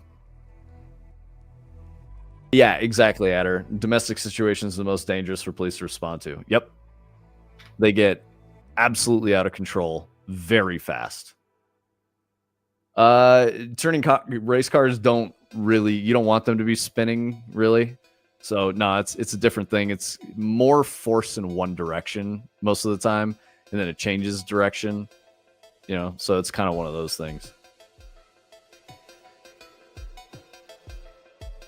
It does switch quickly sometimes, but it's not like a spinning thing, It's not circular, I guess.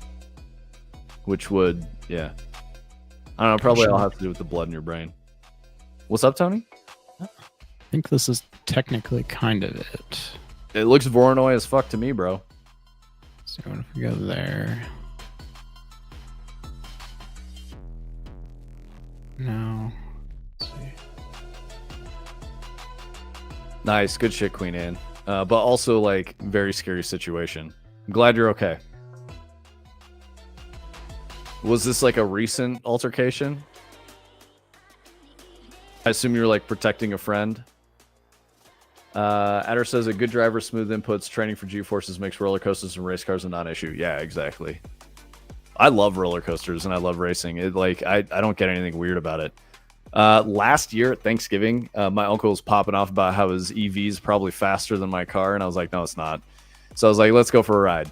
And I did one, like, I didn't even do full launch control. I just did like a very minor brake boost and then yeeted, and he like couldn't handle the G-forces of sudden acceleration and said he felt sick. And I was like, what, dude? Like, we didn't even pull 1 G in acceleration and you felt sick? That's crazy. Turning Cock says you sampling separate materials for that final material.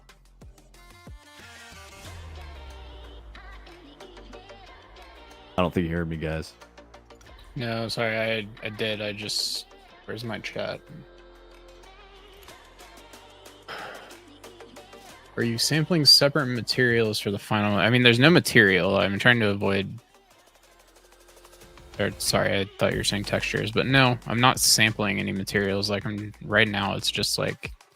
There's these vector noise functions that you can make a Voronoi out of, and I just got 2 of those that I'm adding together right now.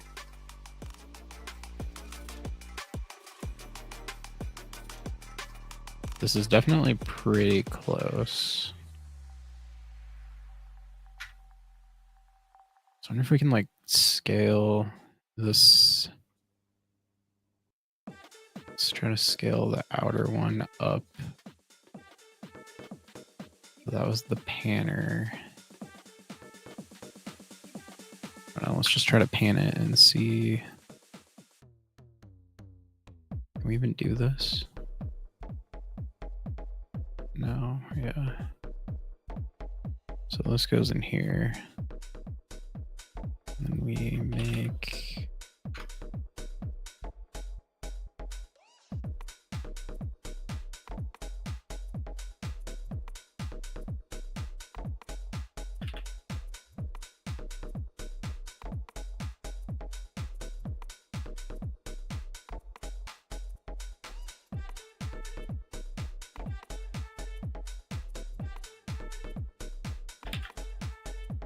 Queen Anne says it was very scary. I felt a little responsible because I opened the door for him. Didn't want someone getting hurt on my account. This was like 10 years ago, so long past. I didn't know the person, but I would have felt responsible. Damn, that is crazy. I mean, I honestly say, like, in that situation, I guess you have to read it, right? Like, if you really felt like it wasn't going to get super crazy, like, sure, that's probably all right. But there's no way to tell. Like, just call the cops, stand in the way, call the cops, or be like, dude, I'm calling the cops. Like, get the fuck out of here. Like, if you want to get arrested, stay here. Keep starting shit. If you don't want to get arrested, leave. Girl doesn't want to see you. Get the fuck out of here. But that's good that it de-escalated. That's definitely good. Okay. What about that now? Ooh, that's getting there, Tony. Yeah, no, it's definitely like it's this because now we're at a cross section, right? Remember we always talked about the cross section? Mm-hmm. This is the cross section of everything that's flowing this way. So now what we need to happen is for these to be bigger than these, and for that to change in this direction over time. And then we got it. Brightside, what kind of jiu-jitsu did you do? Do you still do it? I know you're a bit of a gym rat now, working on them yams, brother.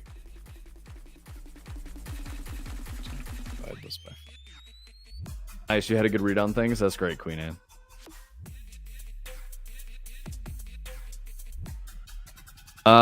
Okay, so, bear with me here, guys, but you've heard me talk a lot of shit about games journalists. There's another article here from VGC, a games publication that does journalism sometimes.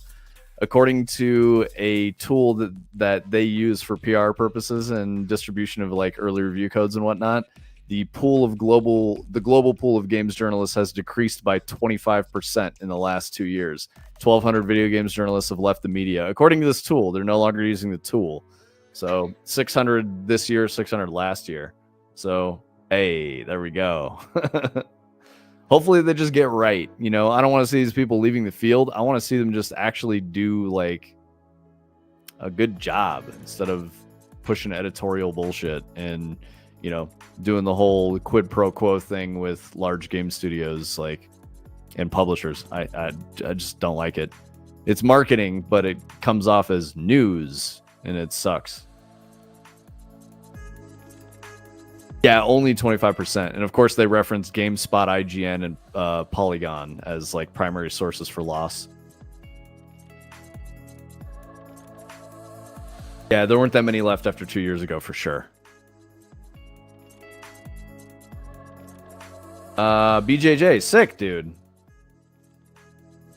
How long you been doing it, Brightside? Imagine you could that's probably why you're so confident, right? You could just choke someone with their own shirt and it's good to go. Calm down, go to sleep, go away. You haven't done it in like 10 years? I mean, yeah, but a lot of that skill sticks with you, right? Like you will lose some, but a lot of it is like knowing technique, right?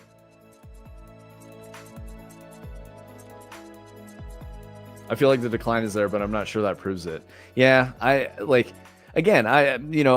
should relax. I'm not trying to celebrate like people exiting the business of reporting on games or covering games. What I mean is I'm so tired of like, this game is amazing, 10 out of 10, whatever, and it's very clearly not. And then a game that is good gets a low score because they didn't pay the games journalists. Like, that shit sucks. Or when someone who's never made a video game before writes a book about the inside, information of the industry. I really don't like that shit. I'm like, what do you know, man? Like, all you've done is talk to people. It's weird. Like, you're using someone else's stories to profit off of. That's what bothers me. Got more of a shrimp-like posture now than you did back then, bro. I don't believe you. You're saying you're too curly, like you're all curved over. It doesn't show on stream, man. A good old shrimp. He's shramping out there, dude. I think from all the martial arts I did, the way I walk and the way I jump has been forever altered. Yeah, absolutely, Queen Anne. Body control is like a thing that you learn from all that. Like martial arts and board sports made me naturally good at climbing. So, you know, I just took to it really well because I had good body control. Like board sports teach you that. It's really hard. Exactly, Adder. I must try your shrimp style, Wu-Tang, probably. Games journalism is massively biased and skewed by under-the-table payments. That's the thing I was trying to say. Thank you, Adder. That's the thing I don't like. And the reason I don't like it is because the gamer gets taken by it. They don't understand, and they're like, "But I trust this person. They do the thing. I trust them." You know, they write for Kotaku. They know what they're talking about. No, they fucking don't, and they are tricking you, and they are profiting off of your ignorance. Not that ignorance is an innately bad thing. Ignorance just means you don't know, and that's okay. Like plenty of people are ignorant of many things that they're unaware of. It's the definition of the word. Body control isn't a term I've heard before, but I understand what it means. Yeah, body control is really important in climbing, especially when you're doing like upside down shit. So if you're like hanging onto a ceiling, it's not just arms. Like it's like full body tension, and the way you move is really important because if you let go of any of those anchor points, like a foot, a knee, a heel, a grip with your hand, like, or you loosen the tension in your core, you'll just fall. So being aware of and careful with your balance and body tension is critical to climbing. That's what the whole sport is.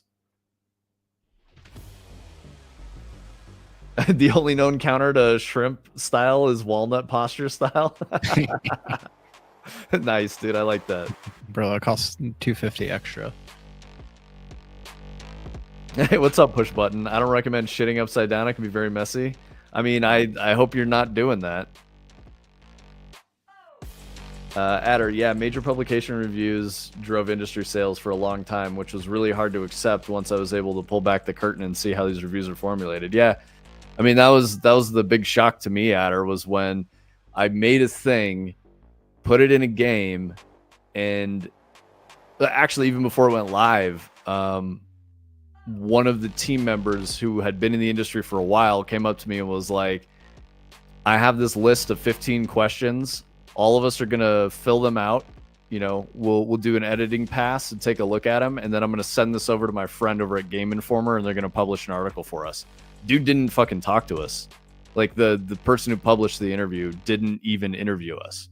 We sent them questions and answers, and then they turned that into an article and pushed it out. It's fucking crazy. Oh, yeah, not if you're in space. Definitely not if you're in space.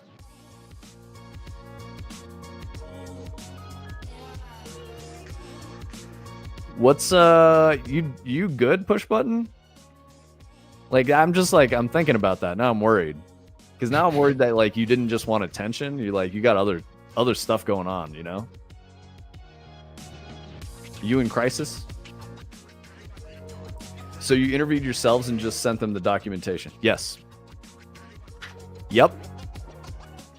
100%. Very weird. Very weird. I'm good, thanks. All right, I'm glad you're good. I haven't seen you around in a while. Are you familiar? Like, I'm sure you've been lurking or something, but yeah, are you familiar with what we're working on? What we're doing with this Dread project and everything? No, I agree, Queen Anne. I thought it was very shady, and I wasn't into it. But you know, hey, I did an interview with Game Informer, sorta. Yeah, that's the way it goes. Activision would regularly pay major publications to do NDA mock reviews. The game would bomb the mock review. We'd make adjustments to the game. Mock review would be slightly better. Game would come out and review would be nearly flawless. Definitely not paid. Yep, that's the norm. Oh, Brightside loves it. Dope as fuck, he says. It's just not quite what I'm looking for yet. It is Yeah, looking cool. I agree, but it's almost there, Brightside, but we're not quite there yet. we need smaller cells in the bigger cells, and right now, for whatever reason, it's just like kind of similar size cells that are like swapping in and out with each other. And it would be cool if this was just full of like smaller cells, and I don't know why it's not doing that yet, but we're trying to figure it out. So, Adder, you beat me to it. I was about to say it, but yeah, cells within cells interlinked. Cells interlinked. is that a thing? Yeah, it's Blade Runner 2049. Okay, got it. Been a little busy for Twitch for a while, but I got a puppy and he's sleeping. Hell yeah. If you're in the Discord and you want to post a picture of your puppy, I like Dags. You like Dags?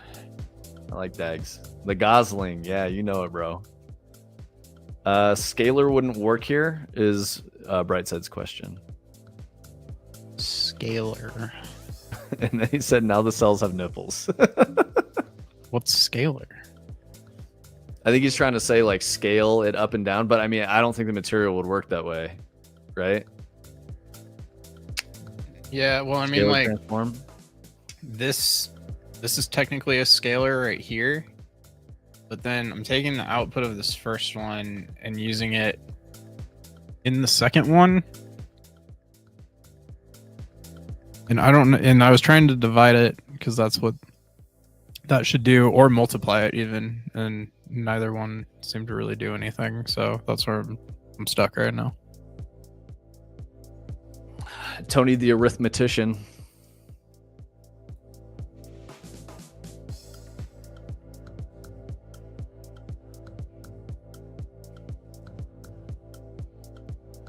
Yeah, like, what are we getting out of just this node right here? Oh, see, that's our problem right there. I guess we can go here to get some color out of it. This is what? Oh, what are you? I mean, I don't know, Adder, but I also really like Christian Bale. So, like, Christian Bale, Gosling, and Tom Cruise, fantastic actors, you know? But they're all kind of like different flavors, you know? They do their own thing.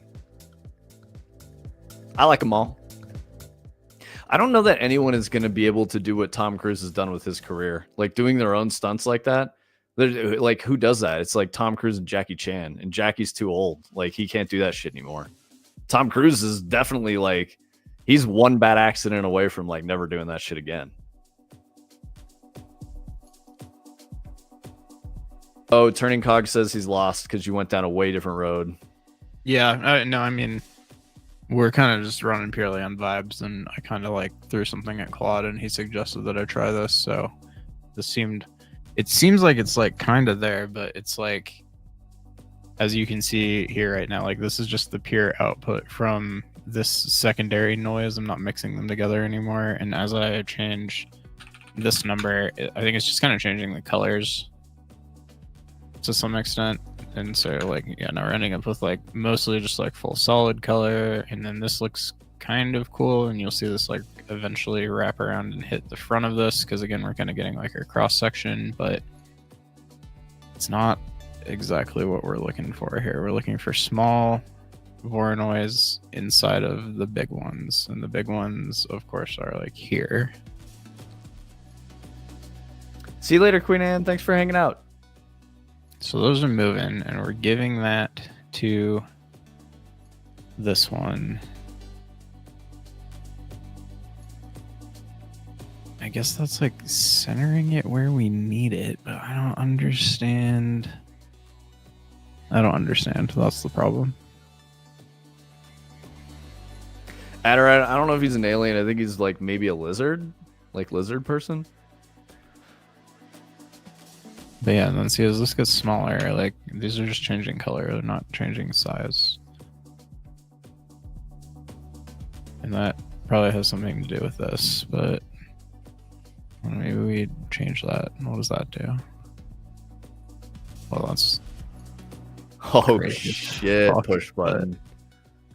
Oh, nice, Tony. Sorry, I was reacting to dog. I love dog. That is a wonderful dog. That is exactly how you make friends. Observe dog. This is a very cute puppy. Golden Doodle? That's my guess.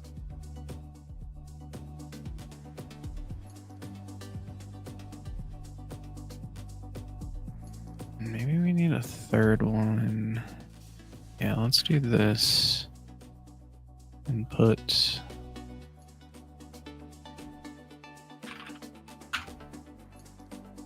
Yeah, that's what I'm saying, Adder. I don't think lizards can get injured. Setter Doodle. Okay, all right. I still need to get a dog.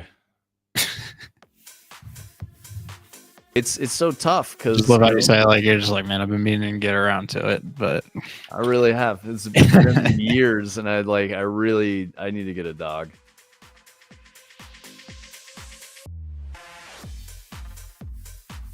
Just need a little buddy, you know. okay, we're gonna do that, and then we're gonna do this. I'm just glad I haven't gone the route of some of my friends who have like way too many cats. I know more than one person with over 4 cats. Actually, over 5 cats, I think. No, maybe over 4. I know someone with at least 4, and I know someone with at least 6. Tom Cruise will just lose his tail. Dude, maybe they just gave him the secret lizard juice that like makes him strong, you know? And that's why he like is aging really, really well. And he's just like unbreakable.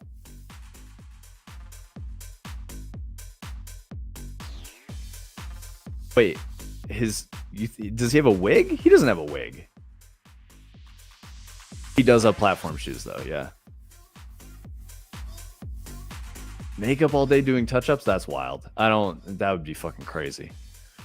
You think messing with the tiling on the texture coordinate somewhere in there would help, says Brightside? Messing with the tiling somewhere on the texture coordinates. Yeah, maybe. I want to avoid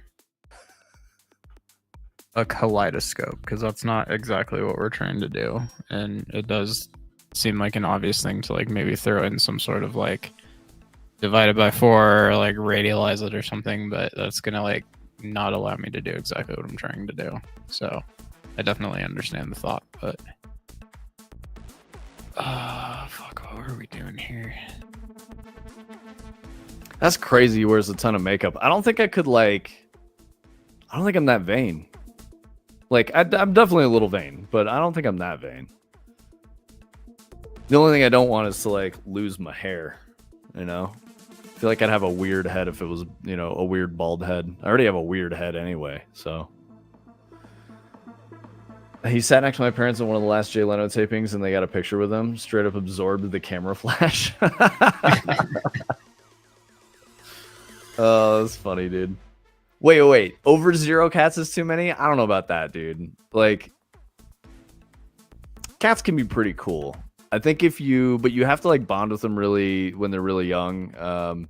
If you just get like a random ass like junkyard cat that's crazy, you know, and they just don't like you, I could see that. But cats can definitely be incredibly like my cat was very, very much like she would freak out if she just couldn't see where I was. Like if she suddenly thought I didn't exist, she would have a crisis, and she just always had to be near. So you can get really close with cats too. I've met some shithead fucking cats though. I'm with you on that.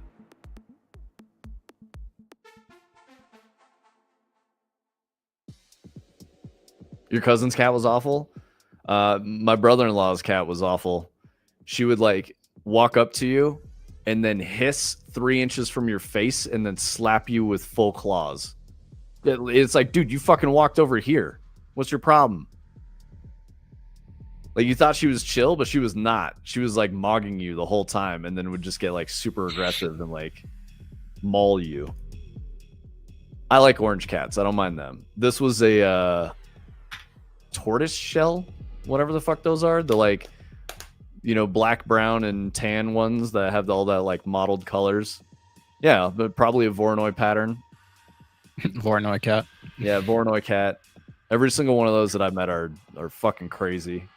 Yeah, but I have to back that up because I think a cat is like sometimes you just get a shitty cat, but I think a lot of it has to do with like how the person is with the cat. Because like my cat was super chill with me, but she was incredibly violent with other animals. Like any dogs or other cats, like it was insane. She was like full beast mode, would chase them, attack them, bite, claw, growl, hiss, the whole fucking 9 yards. And I had to be like, yo, dude, just relax. So I basically just had to tell people like, you can't bring your animals over. It's not a good idea.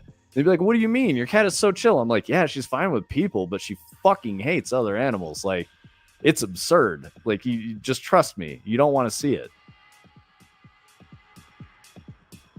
No cats for you? I think it's just gonna take the right cat at her. They can be very chill bros.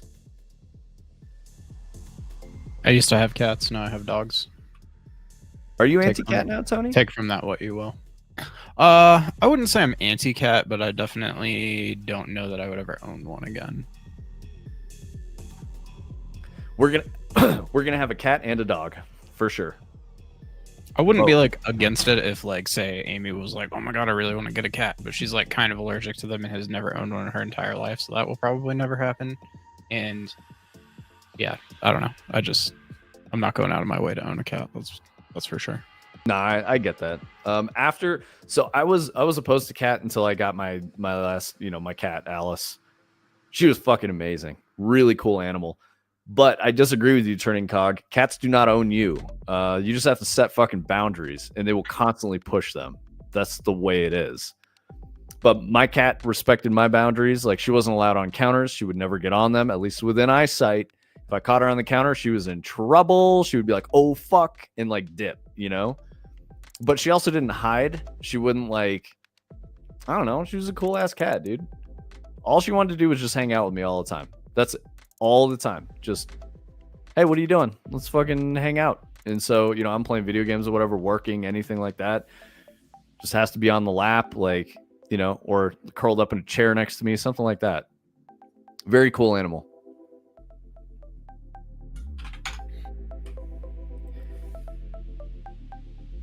Younger cat will play all day until a stranger shows up, then just hides in the wardrobe. Yeah. I think that's typical cat behavior. Tony, did you already see the LERP thing from 2 different spots? From Turning Cog?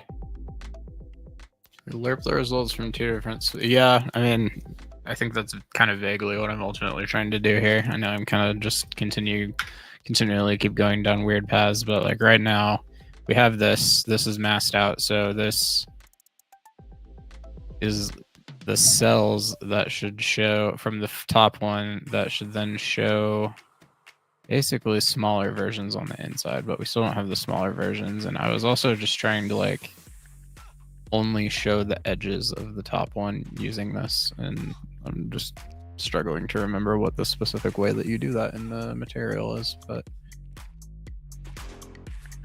like I only want to show the white parts. It's a mask. It's definitely some sort of mask. I just hadn't found the right one yet.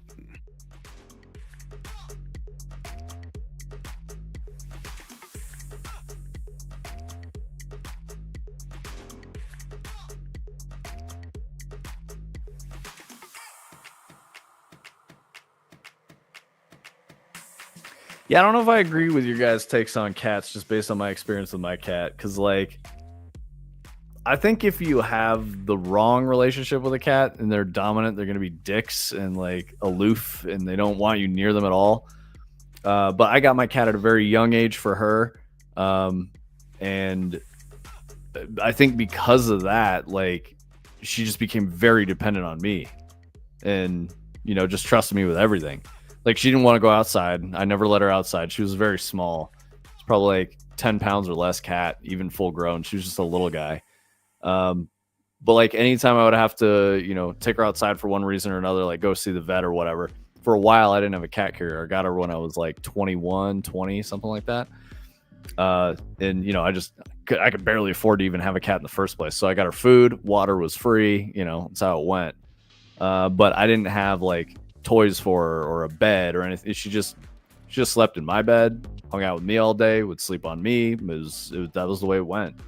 And if I had to go outside with her, I would put her in my jacket, you know, and like kind of like hold it like this, and she'd stick her head out so she could look at stuff. But if we walked outside, she would make very upset sounds, like crying noises, like I don't want to go outside.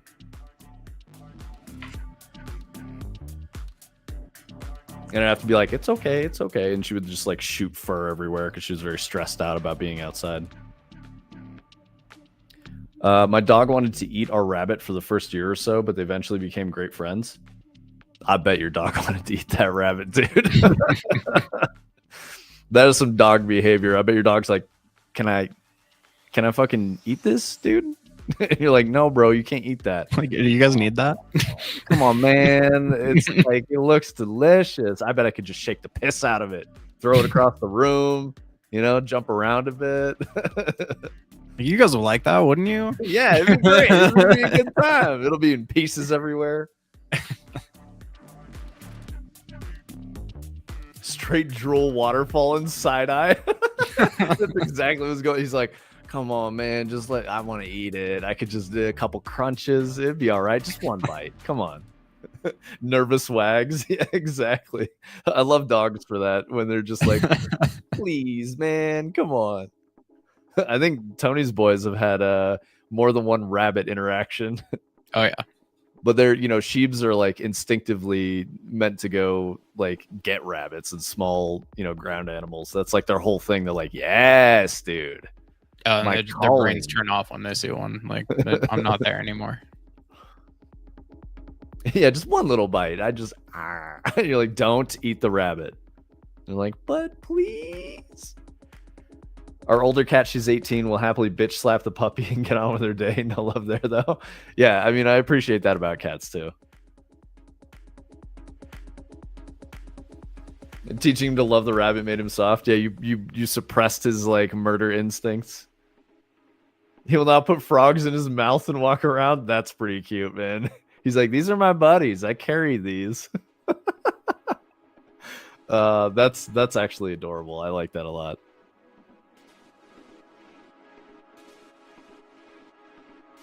That's hilarious.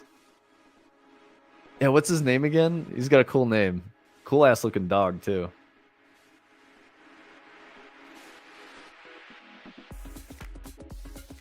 Manji, yeah, dude.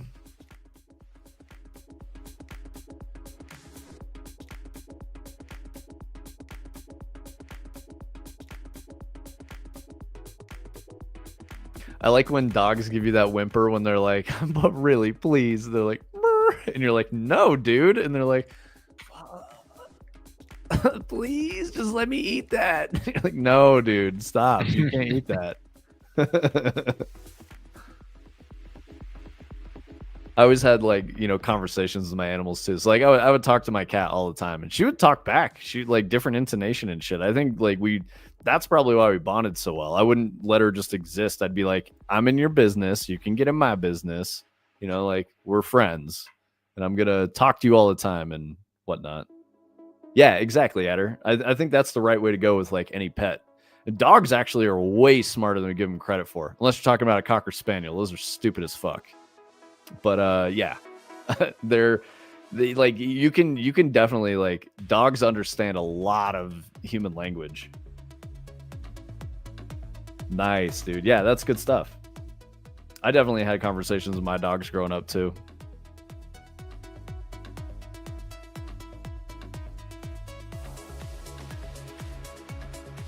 It is kind of wild to think, like, we have dogs because there was, you know, they're smart enough to understand, if I don't attack this human, they might just solve a lot of things for me, and life is easier that way, and that turned into dogs.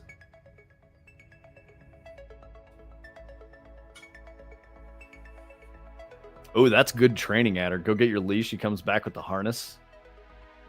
You should get him the buttons. But I mean, like, that's gonna be a pain in the ass, right? Like, he might be smart enough to, like, catch onto the buttons really quickly, but then he's gonna get really fucking annoying and start hitting the buttons all the time, demanding shit, because you've created that, like, power dynamic of, like, you can tell me things, and then he's like, I'm gonna tell you shit all the time.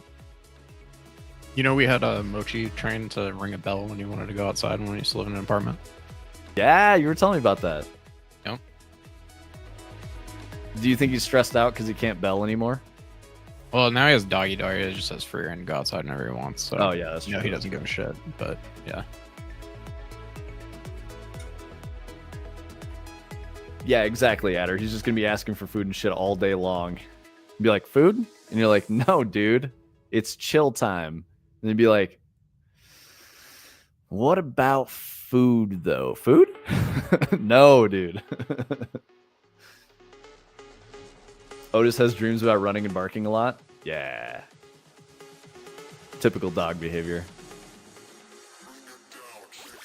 I mean, if I were a dog, I'd want to be zooming and picking up frogs with my mouth, you know? I was telling Tony that I like that dogs are basically a mouth delivery system.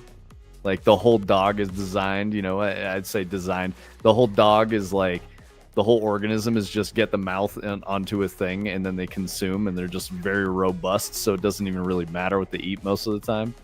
I know that's not true. There's some things that are very bad for dogs to eat, but they're generally good at knowing whether or not they should eat stuff.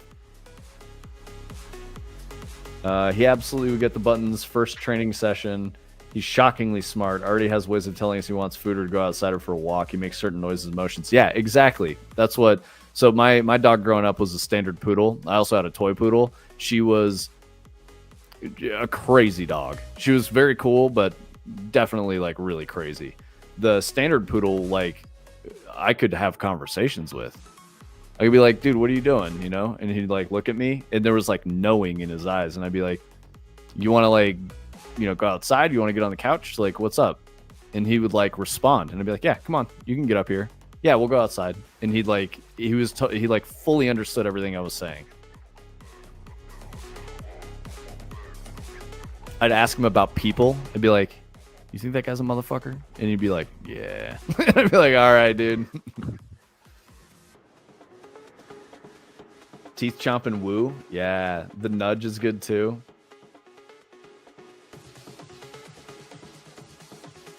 Yeah, see, this is why I want to get a dog. You know, I need the little buddy.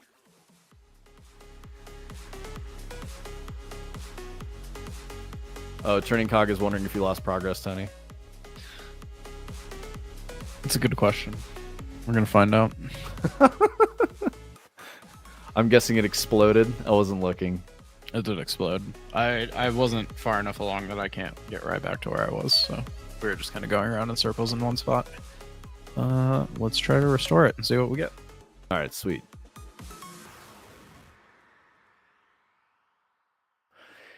Yeah, that's the tricky part though, Adder, is like you never know. So I'm torn, and you know, my wife wants a specific breed because she's allergic to dogs. She's also allergic to cats, but we're cool with getting both. Like, it's complicated. Manji from a kill shelter for free. Yeah, I should probably just poke around and see what I could get. If I could get like a puppy from a kill shelter. I know that there were Colorado's a little weird on that stuff. I remember talking to some people who were like, oh yeah, if you want to get a shelter dog, you have to like pay this $350 registration fee. You go on a list, and then they just tell you what dog you get. And I'm like, that's not how that works. You know, I'm not necessarily here for that. I know that's not very progressive or anything, and like all animals, you know, we should protect all the animals and shit, but I'm not trying to be like a dog foster parent, you know what I mean? It's a lot.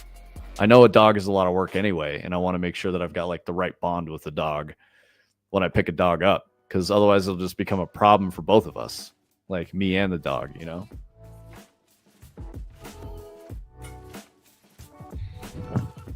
Shelters every couple of months. Let's walk in, find one, walk out after signing a piece of paper. Nice, dude. Yeah, I should look into that a little more. The area I live in too is very much like on the you know, we have kill shelters, but you have to be registered and like all this other stuff, and it's expensive, and it's a lottery, and it's a pain in the ass. So they have good deduction skills. He learned mommy and daddy, but when we were working with a friend called Jack, we said go see Jack, and he got us straight away. Yeah, that's sick, dude. One thing that dogs are also really good at is understanding pointing as a human communication method. Cats don't really get it that much. Like you have to teach them a point. Most of the time they'll also be indifferent to that because cats generally will want to do what they want to do and they don't really care about like appeasing the person socially, right? Like dogs only really care about that. They want to make sure that the other, that the other people in their social group are happy, the other entities, right? Cats hate being pointed at. Well, yeah, I mean, I think it's because they want to be hidden most of the time. And so it's probably like an instinctive thing of like, you are noticed. And they're like, oh shit, dude, you see me? I don't like that. Nice. Thank you, Tony. We need more dog in Discord. Oh, we do have a channel for pets as well. If you guys want a pet post, only pets. Feel free to dump images of your animals in there if you want to.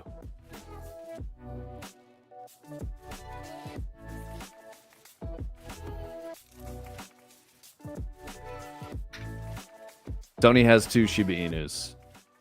That one is Chan. That one is Chan.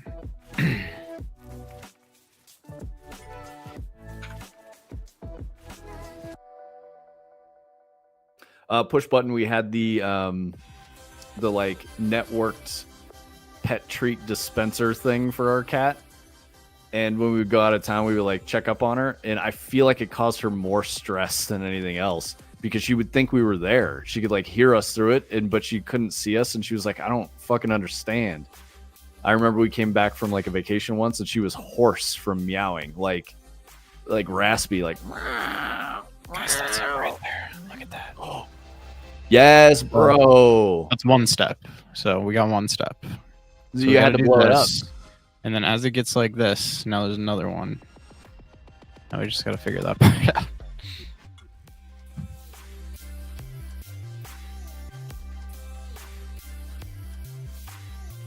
Yeah, Chen's great. I also like Mochi, but Mochi's crazy. He shrieks and has to chew on your hands. That's how he says hello. He does that around, I don't know, like 10 a.m. usually. Chan's more chill vibes, which is more my speed with the animals. He's definitely a little aloof, but he warms up. He comes around. Oh yeah, they're both good boys. Yeah, for sure.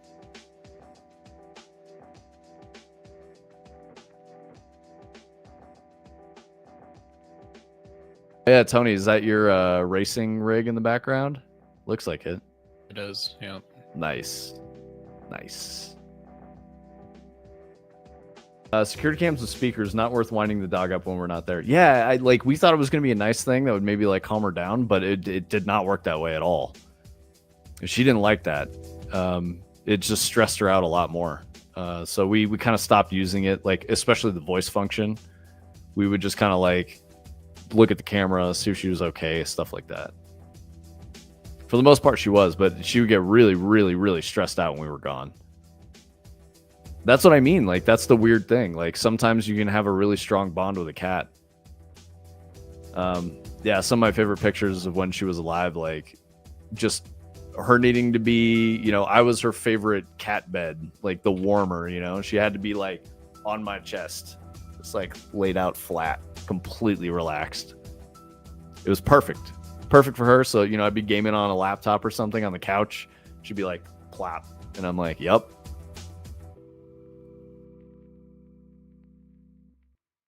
It definitely took a while, but she warmed up to my wife too, and then would do the same things. But I was definitely the favorite. I think it's because when, like I was saying, when she was really young, I got her when she was like a kitten, and she didn't do the cat thing. Like when I brought her home the first time, I set her on the couch and she just, went into like the smallest, shape she could be and was just kind of frozen there. My dog was like barking at her and like going crazy. And I was like, whoa, leave the cat alone. No, it's okay. We're friends. But then they started like cuddling with each other, and being a poodle, the cat would try to groom the dog and her tongue would get stuck on the dog, and then they'd both start freaking the fuck out. And I had to be like, oh my God, guys. And I'd have to like hold the cat's tongue and like pull the Velcro fur off of her fucking tongue and shit. It was funny. But they, so her behaviors were a lot more like a dog than they were like a cat, because she was essentially raised by a dog.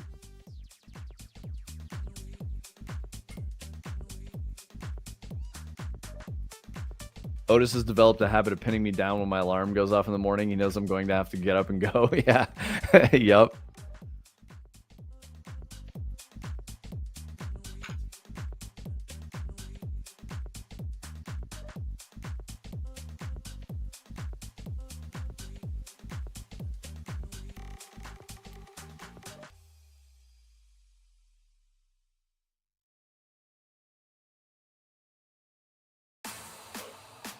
All right, let's see what else I got. Do I have anything else here?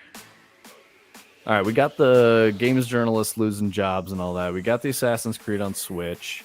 We talked about Luna. Launches with Game Night.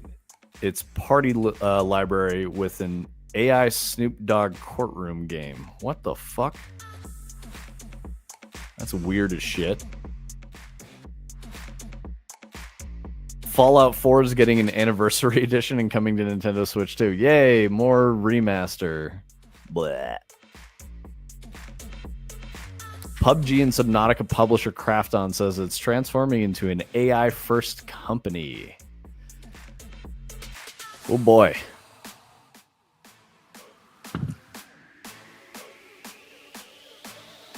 You only slept in once since you got him, and it was all his fault. I bet it was. It was all his fault.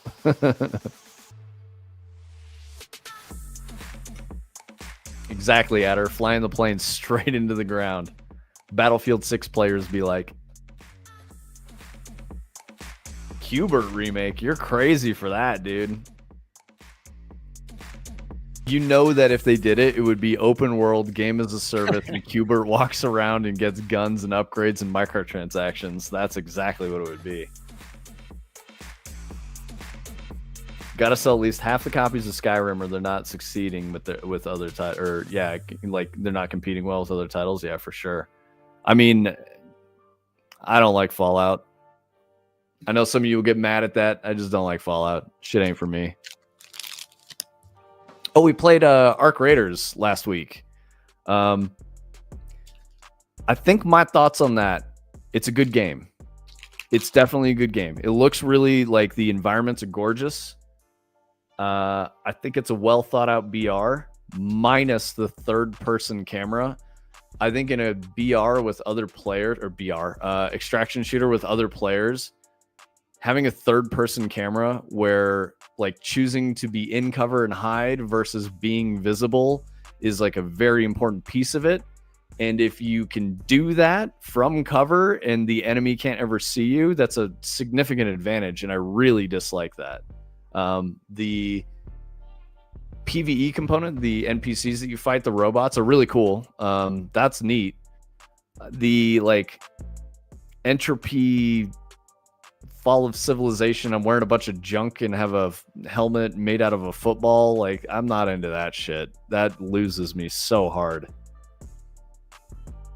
So, but if you're into and you want, or you know, or if you're interested in getting into an extraction shooter, Arc Raiders is probably a great place to start. Like, for real. It seems like they did a lot of really good things. They made some great choices from a game design perspective. The aesthetic just doesn't hit right for me.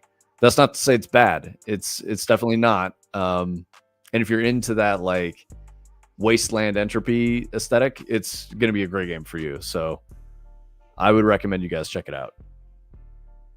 They wanted 2 billion copies sold from Callisto Protocol's trilogy, which obviously didn't happen. That is insane, dude. 2 billion? How the fuck do you even think that's a possibility? Wasn't that just Dead Space at home? Yeah, I mean, it was the same guy who made Dead Space, and he just made the game again, but in a different setting and in the PUBG universe. Yes, I did know that. I think that's a Chrome browser feature push button.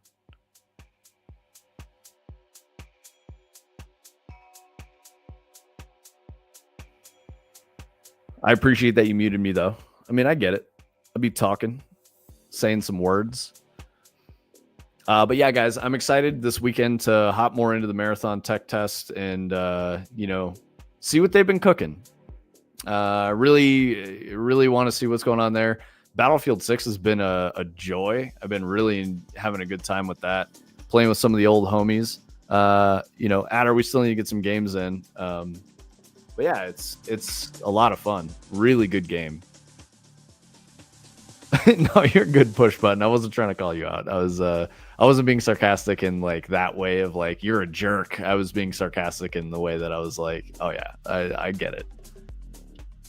I was being self-deprecating.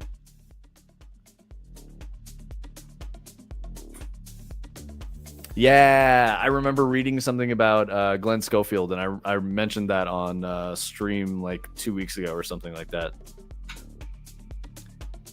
2 billion in copies sold. Oh yeah, that's still an insane metric. Like that's a crazy amount of money to expect from a single title. I mean, I guess you were saying the universe of Callisto Protocol, but I mean, he already did Dead Space, right? It was good. We don't necessarily need another one. I would say Dead Space 3 was long in the tooth. 2 was good, but like we don't need more. Do something new. Make something else interesting. Really wish I had time to play BF6. The beta was hella fun, but I have a wife who needs scented candles. I mean, I think I like scented candles more than my wife does, but I married a gamer, so she's playing games too. She's playing Battlefield 6 with me. So maybe that's where you fucked up, brother. Get her into it. Play Battlefield 6 with her. Adder says he was my manager at Sledgehammer. Cool dude, but was obsessed with Dead Space, even mid-COD development. Ah, yeah. Single-player zombies director, but only showed up to the zombies meetings because Dead Space obsession. I mean, at least he's good at making that kind of shit, right? So maybe he just needs to rework his formula. But I think based on that last article about how he got pushed out, he may not be making any more. He's going to have to go the indie route, and I'm sure that it's going to be a blow to the ego to start over, right? He's got to start from scratch, build everything up. That's got to be tough.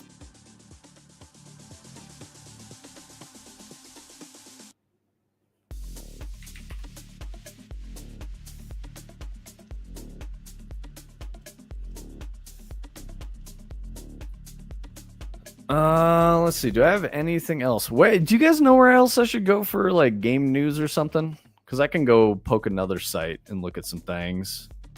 He's probably going to retire. I mean, does he have the bag to retire?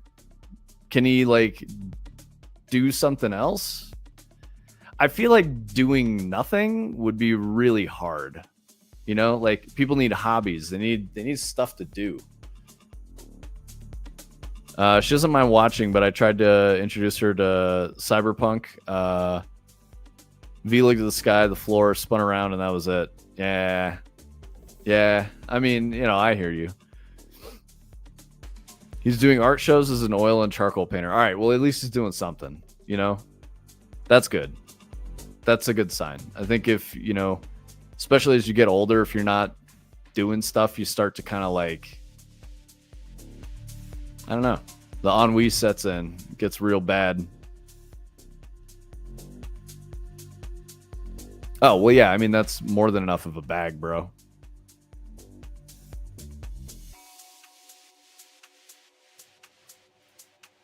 Let's see. Let's see what the IGN is saying. I bet they're going to report on some movies and shit. Oh, let's see what their Outer Worlds review was. Both he and Condry pocketed all the COD bonus money. Oh, those were the guys. I got you. You've told us that story. Oh, looks like IGN is glazing the fuck out of Outer Worlds too. A sequel that sharpens Obsidian's RPG formula with smarter writing and better combat, whereas VGC was like, this is butt cheeks. VGC was like, this is mid. It does nothing new or interesting. We've played this game before. It was kind of their vibes for it. If Star Trek is the optimistic dream of what humanity could become, Outer Worlds 2 is the nihilistic nightmare of what will probably be. Thankfully, both make for highly entertaining material to explore, and the second run through Obsidian's corporate dystopia is a significant step up from the original. All right, I'm out of here, IGN. Everyone needs a creative outlet. I've been remixing the Scooby-Doo theme song for a few weeks. I mean, word, I fucking hate Scooby-Doo, though. And I'm weird for that, I know. It just I don't get it the way people do. I've watched a lot of Scooby-Doo in the day, and like it's just blech. Zoinks, bro. What the fuck? Don't fucking zoinks me, man.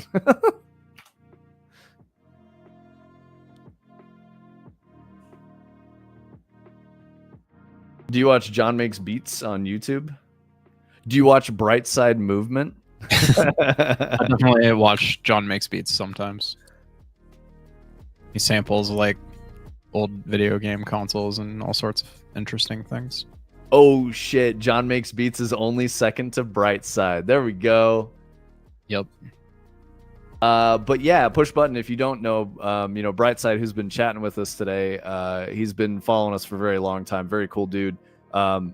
He makes his own games. He just launched his second game, Slice and Dice Pizza Survival. A wish list or something would do him some good. If you want to pick it up, go for it. But at the same time, he is mostly a musician. And on Thursdays, today, in about an hour and a half, Brightside, John makes pee-pee. That's funny. But yeah, Brightside does his own music production challenge on his stream, and he does it tonight, and it's usually really cool. So you should go check it out. I'm gonna give him a shout out. He's typing in chat.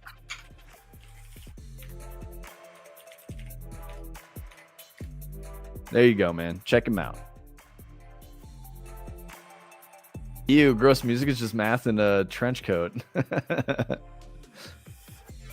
Outer Worlds was good, but the writing in the first one was a bit heavy-handed. I'm excited to see what happens now the world is a bit more refined and they have a couple good DLCs under their belt. I don't know, Turning Cog. That shit was a miss for me. But again, I'm a hater for like the Bethesda likes, you know what I mean? I don't know. It's just not a thing I enjoy. I think the most I played was probably Skyrim, and all I did in that was rob everything in Whiterun and put it in my house. I just stole literally everything. So I don't know. Maybe I'm playing it wrong. I find that it's an affordance problem for me in a sandbox game where I can literally choose whatever I want to do. I'm like, I don't want that. I want the story you wanted to tell me. Guide me on that story. Let me have an experience. It smells like an Arby's in here all of a sudden. Speaking of Adder, apparently Arby's lost the lawsuit because they did not have the beef. They were the meat. Sorry, they did not have the meat. They were advertising sandwich sizes of certain weights, and it was like, I guess, tested several times, and it was like, what, 30% less than what they advertised?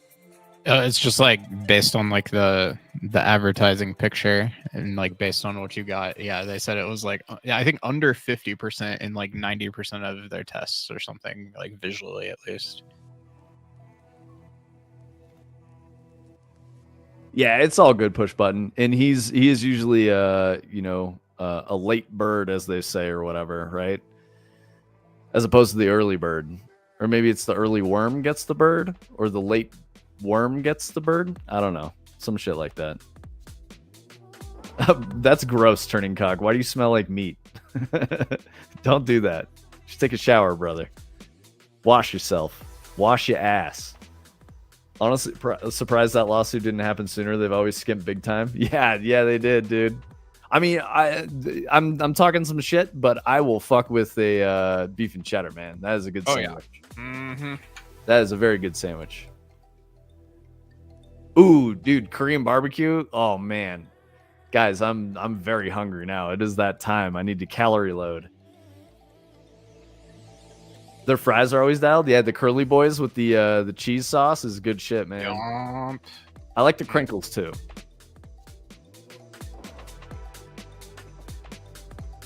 I feel like they're soda skimps. Like I would get like a Pepsi or a Coke or whatever the fuck they have there, and it would taste more watered down. I don't know if you guys ever got that from Arby's, but I felt like their sodas were not genuine. Korean barbecue for your birthday this year, walked out 20 pounds heavier and had the meat sweats for a week. Hell yeah, dude. I really hope, I learned you get dizzy when you drink, but I really hope you had some soju and some like Cloud or what's the other Korean beer that I really like? Cloud goes pretty hard. Let's see.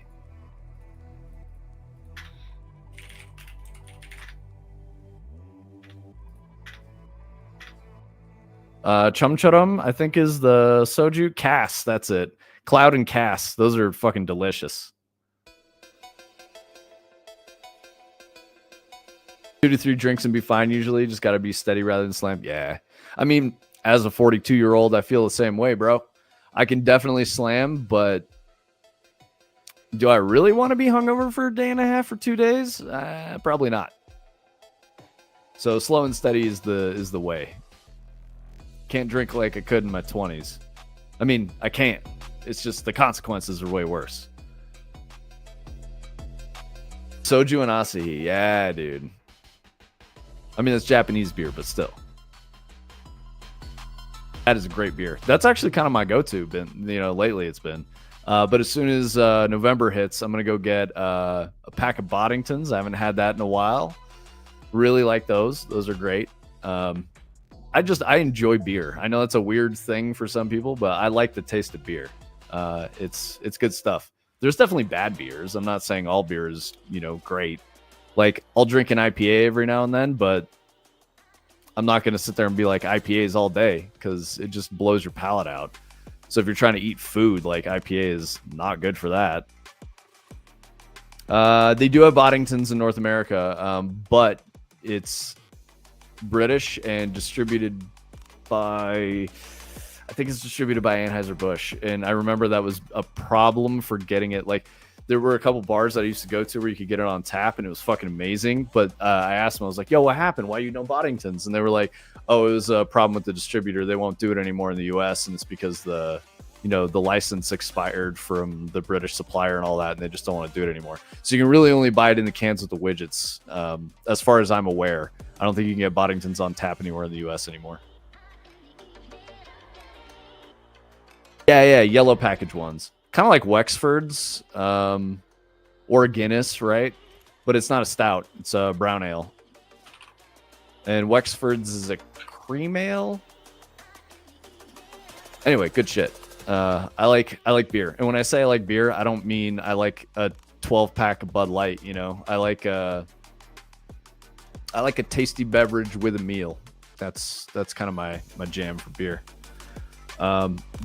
Like Asian beers, like Cloud, Asahi, Sapporo, whatever, Cass, any of that with a little bit of soju in it while you're eating Korean barbecue with that Daeji Bulgogi is so fucking good. It is the shit. Or like LA Galbi is amazing. I love it. Galbi and Daeji Bulgogi are probably my favorites. Brewery tours and stuff are great. Yeah. I still have bottles of bourbon from last Christmas. Need to make time to drink. Yeah, push button. I usually keep whiskeys. My wife and I both like whiskey. Typically rye whiskey. I got onto that because I used to like bourbon and I used to like other kinds of whiskeys. And then someone was like, dude, have you ever tried rye whiskey? And I was like, wait, what? No, I don't know anything about it. And I prefer the savory taste of rye whiskey over the sweet, sugary taste of bourbon. It's the difference in mash. Instead of corn, it's rye, obviously. Newcastle's good. Yeah, I like Newcastle. I used to drink that a lot too, especially when I was younger. That used to be one of my favorites. Turning Cox says, checking out the free Nanite Rainforest asset. It's a bit expensive on the overdraw, but a little tweaking should be fine. It's more temperate climate trees. Nice, dude. Okay, good to know.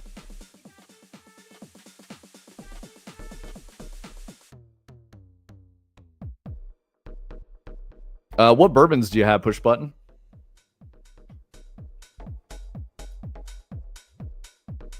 I will say whiskey is my favorite spirit. I have kind of gotten a little bit onto some vodka lately. Well, the problem with vodka is like you have to get really expensive grain vodka for it to be interesting. And when I say really expensive, I'm talking like $100+ for a bottle, and you can get perfectly serviceable like Breckenridge. A handle of that is like $40, which is very cheap by comparison. I don't. So Irish is a little hard for me, and it's because Irish isn't really sipping whiskey; it's shooting whiskey, and I like to sip my whiskey. So, I go for rye, single malt. I will go for bourbon on occasion. Like Bullet Bourbon's really good. Buff Trace is great. Stranahan's is pretty good too. Yeah. Yeah, we sip the Glen, dude. Absolutely. And the weird thing for me is I used to just be neat. Like I would be like neat only on my whiskeys. But, a pro tip from an older gentleman who enjoyed whiskey as well was like, sometimes you actually do want to put some ice in it. And I was like, what do you mean? He's like, well, that, 12-year-old rye that you got is really, really good, but the finish is very rough. Put one ice cube in it, a small one just to try it, or a couple splashes of water, and you'll see it just really opens the flavor up. And he was not kidding. It completely transformed it. And I'm not saying water it down. I'm saying you just put a little bit in there, and it kind of like, it gets rid of that super harsh finish that whiskeys can have sometimes. And it makes the, like, I got like caramel flavors and like all kinds of like cinnamon and shit that I was not tasting before I gave it a little bit of moisture. And it was delicious. Ice Sphere is definitely the way to go. Yep. But if you do get, I would say there's an exception if there's whiskeys that you like neat. I would get Stones, or my wife got me some like brass AK bullet looking things, so that I can like put a handful of bullets into a highball and then like pour some whiskey over that. And they're like 7.62 by 39, which is pretty fun. Those are cool. Stones are great too. The only downside with the whiskey bullets is that they don't hold coldness very well. It's like they will chill that whiskey almost immediately, and then there's like zero, cooling left in them. So they're not good for like 2 glasses, I do have the Stones too. Stones are great. But I've been Ice Ball more often than not, because I really like how it can mellow out the flavor. Just a few varieties of Jack Daniels, nothing too special. See, push button, that's my issue with bourbons, is like Jack Daniels, I would say, while it does qualify as a bourbon, it's different from a lot of bourbons in that it's extremely sweet. It tastes like sugar to me, and it's like way too sweet. It's like almost cloying, and it's hard for me to really drink JD anymore. If I'm going for like a bourbon, I would go with Beam instead. And Beam is fucking hardcore. Like drinking Beam neat is a rough ride. I wouldn't recommend that. There are cubes in different rock species. I don't know if they're species, brother, but yeah, I see what you mean. I think soapstone is the best one for whiskey stones because they hold cold very, very, very well. I remember looking into this for a while, and someone was saying, soapstone's like the right way to go. If you like peat and want to go all in, get some Ardbeg. Dude, I do like peat. I like a lot of kinds of single malt, though. I like Highlands. I like Isla's. What's the other one? There's like one other. Oban, is it? Hang on. I gotta look up the kinds of single malt.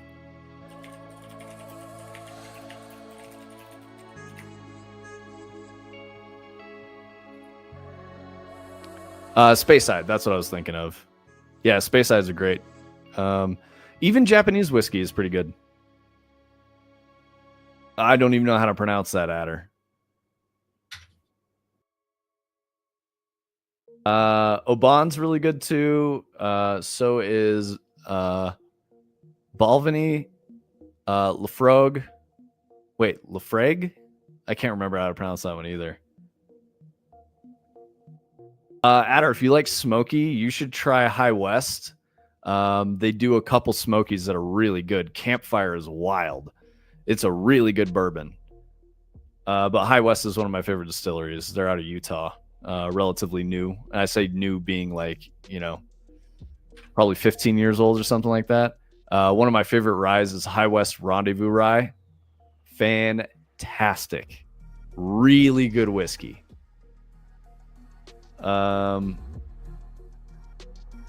Uagadale.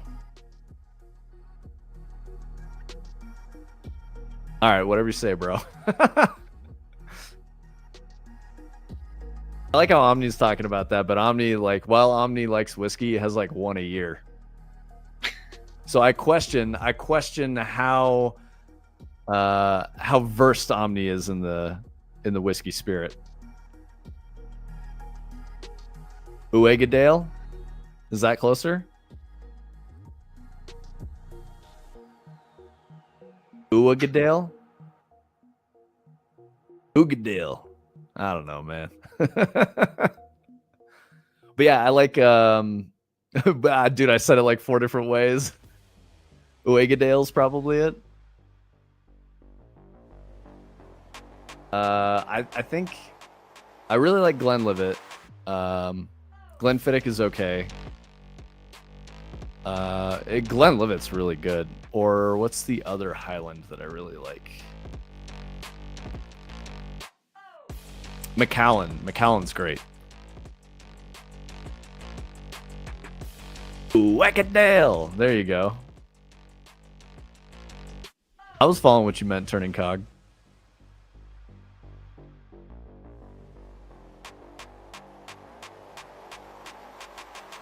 I'm trying to think of other whiskeys. Yeah, because it came to me. We're boiling. Hell yeah.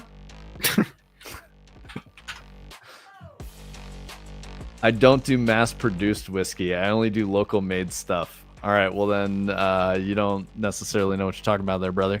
Because when you say local-made stuff, you're talking about in California, and I wouldn't say that California is necessarily known for super good whiskeys, but maybe that's just me. And it depends if you're talking about whiskey with an E or not. Yeah, edgy. I will say that Colorado has some really good locally made whiskeys. Oh, no. There is Laws. Laws is in California. They have a San Luis rye, but Laws bonded rye is really fucking good. You don't know my whiskey life. Omni, I would love to introduce you to some good whiskeys, bro. About to go to a whiskey tasting party with my friends, and I do once a year, and I'm very excited. Yeah, dude. So for a while there, this was around like COVID times, there were all these like delivery box services that were really popular. And my wife got me for a present a subscription to Flaviar, whatever it is. That was really, really good when it started. And then it just rapidly tapered off. So I basically had it for 2 years and then killed it because by the second year, so what they would do is give you quarterly samples with a bottle. So you would get like roughly 2 shots in a vial, and you would get like 4 or 6, something like that. And you could get relatively expensive ones, and then you get a full bottle of whatever. So that was where I started trying like different vodkas, and I think I got a mezcal once, but mostly I got different whiskeys so that I could just taste them all. So I probably tried 12 different whiskeys, and then got full-size bottles of other stuff that was great that I really enjoyed. And then that put me onto a couple different ones that I buy regularly now too, like Few Immortal Rye is really, really good, finished with black tea. It's fantastic. And then, oh, dude, Adder, pass on the peanut butter whiskey. I'm telling you right now, I don't know why people fucking glaze that shit, but it is gross. Do not drink it. You will. I mean, you might like it, but I really didn't like it. I think I got some in the cabinet because I thought it was disgusting. I agree. It was fucking gross, man. Yeah, Tony went with me to a whiskey thing, whiskey tasting event, and like, yeah, dude, the peanut butter whiskey was fucking vile. But people like, there was a line, and people were like, "Oh, you got to try the peanut butter. It's really good." And I was like, I took the sip in front of them and went, no, that ain't for me, bro. And they were like sad. Like I could tell they were like, oh, I'm sorry. And I was like, nah, dude, this is, ugh, that is not it. Yeah, anything flavored whiskey is usually not good. Fireball's great. I'll say that. Fireball's a good time. Every year, everyone brings a unique bottle, gets added to the have tasted list. Nice, that's sick. My partner likes peanut butter whiskey with Dr. Pepper. Ugh. Ah, no, dude. What are you doing?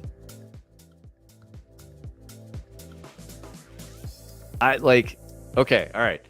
If you want something sweet that is tasty, I don't know if you've tried. Granted, this is a little more than maybe she's bargained for. Your partner has bargained for, rather. But I was put onto this drink, in the 20s, when I was in my 20s. I think it was called a Wisconsin lunchbox. It's basically a glass of Coors, like half glass of Coors. It's a drop shot, like I think they call it a car bomb or something like that. I don't know if that's appropriate. I feel like that's maybe too edgy. I've heard other people call it something else, but I learned that it was called a car bomb. It's a drop shot in the same way, but the Wisconsin lunchbox is a half glass of Coors, and you drop amaretto into it. And that is really good.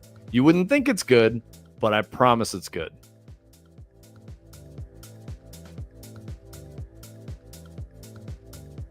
I mean, I like barbecue water for sure.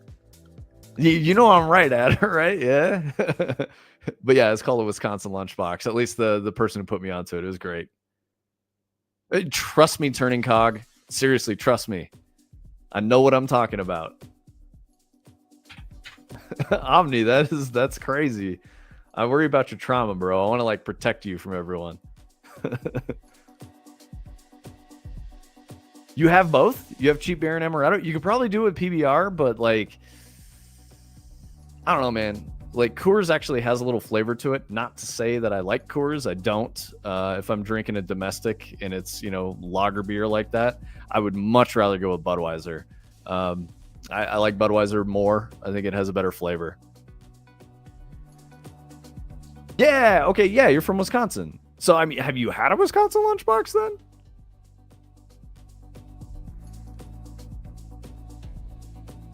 I used to drop vodka shots into a glass of Guinness. I don't know, dude. I don't know about that.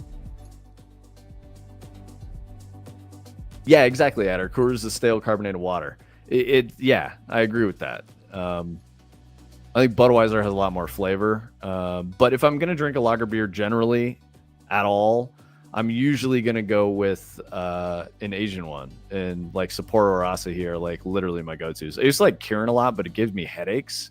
So Asahi just, rice beer is better for me, I think. Yeah, Bud Light is not good. I do not like Bud Light. There's one reason to drink it, and it's because it goes down fast.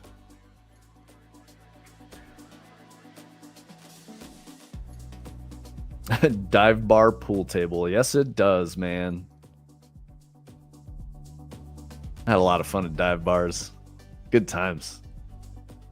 I love a good dive. Oh, okay. So push button. If you're into vodka, it sounds like you like sweet. If you like sweet, hear me out. And if you like vodka, hear me out. Try dill infused vodka or black pepper, red pepper, and horseradish. Those four go so fucking hard. They're insanely good. You might think I'm crazy for saying that, but I promise you, far superior to pineapple vodka, strawberry vodka, any of the sweet stuff, way better. Especially if you have a charcuterie board or some shit like that. You can definitely have some cured meat and take a shot of dill vodka, and you're good to go. Dill's goated. I really liked horseradish, but if you don't like horseradish, it's a bit much. But black pepper is pretty solid too.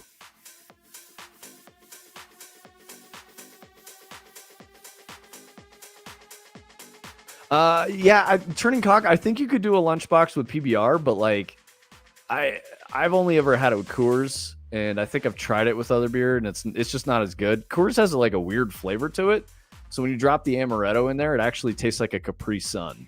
So if you guys like the sweet drinks, try that. It's good. Beer utility belt? What the hell is that? A traditional Christmas cocktail. I mean, not necessarily. I do be drinking whiskey on Christmas and Thanksgiving, but like, I don't know that I have a traditional one. I'm open to suggestions though. My mother-in-law likes old fashions, so I usually make her those around Christmas. Hold a 6-pack on your waist? Nice. Yeah, I was gonna say magnetized koozies are a Texas thing.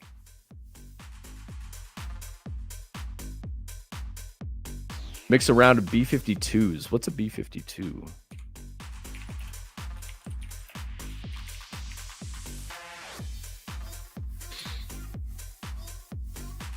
Kahlua, Bailey's, and Grand Marnier. That's probably good. I'm pretty sure I've had one of those. That's all very sweet, man. I feel like the sweet drinks give you a headache. You need like a clean, clean liquor.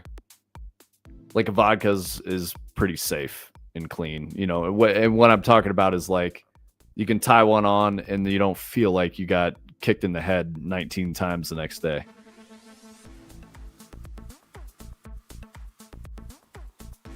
Adder, that's exactly right.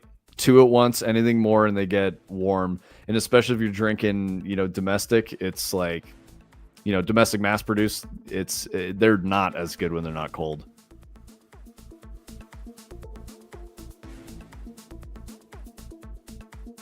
Yeah, turning cock. Definitely give the Wisconsin lunchbox a whirl, dude. It's great. I wonder if that's even like a thing I can look up.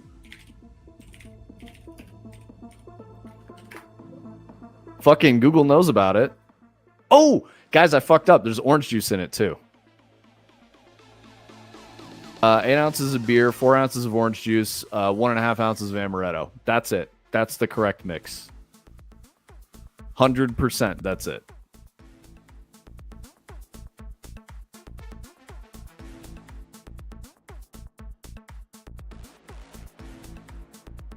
Dude, Wizard staff is tough, man. I've definitely played Wisest Wizard and lost every time. No, man, it's pronounced Noita. Wisest Wizard is pronounced Noita? Yeah. Gotta build your wizard staff, Do you know about Wisest Wizard, Tony? Have you ever played that? Oh, yeah. No, totally. I haven't played it because I don't like beer, but I know what it is. Every time I've played it, I've lost. And it's everybody loses, don't they? Yeah, dude. I just get way too ham. And like, usually people are like, oh, we would do other rules. Like when you get to level 3, you got to take a shot. And that was a fucking disaster every time. So I'd be like level 8 and like bleh, just yakking everywhere. Lager should be cold, but a bitter should be closer to room temp. Yes, that's correct, push button. Absolutely. Are you talking like an ESB? Because yes. I want to say I had some really good when I was in London a couple years ago. I think this was like 2016. I went around to a couple pubs and, I was just basically like getting beer, a beer at every pub that I could go to because it was cool. It was a nice experience. Everyone had their own shit. So many different kinds of beer that you could get in London. And I went to one place like kind of near Big Ben, I think. We were stopping for lunch and they had like traditional style English ales that were not carbonated. It was hand pumped from the basement. So it did have a bit of bubble to it, but it was not the same. And it was closer to like an ESB. Very, very good. Served like cellar temperature. I loved it. It was fantastic. Most of the time I had Hell's Lager. I was in Camden Town area, so I had a lot of Camden Hell's Lager. It was fantastic. 6-pack is a single serving around these parts. Yeah, I mean, you're not doing a whole hell of a lot after you have a 6-pack, though, bro. I hope not.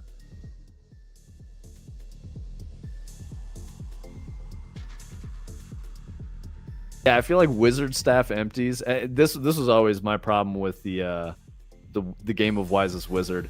When I would play, I would try to get to the highest level the fastest, and that was the mistake.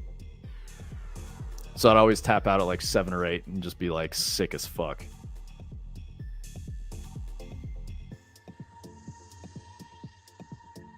Oh yeah, I forgot. Push button. You're UK, right?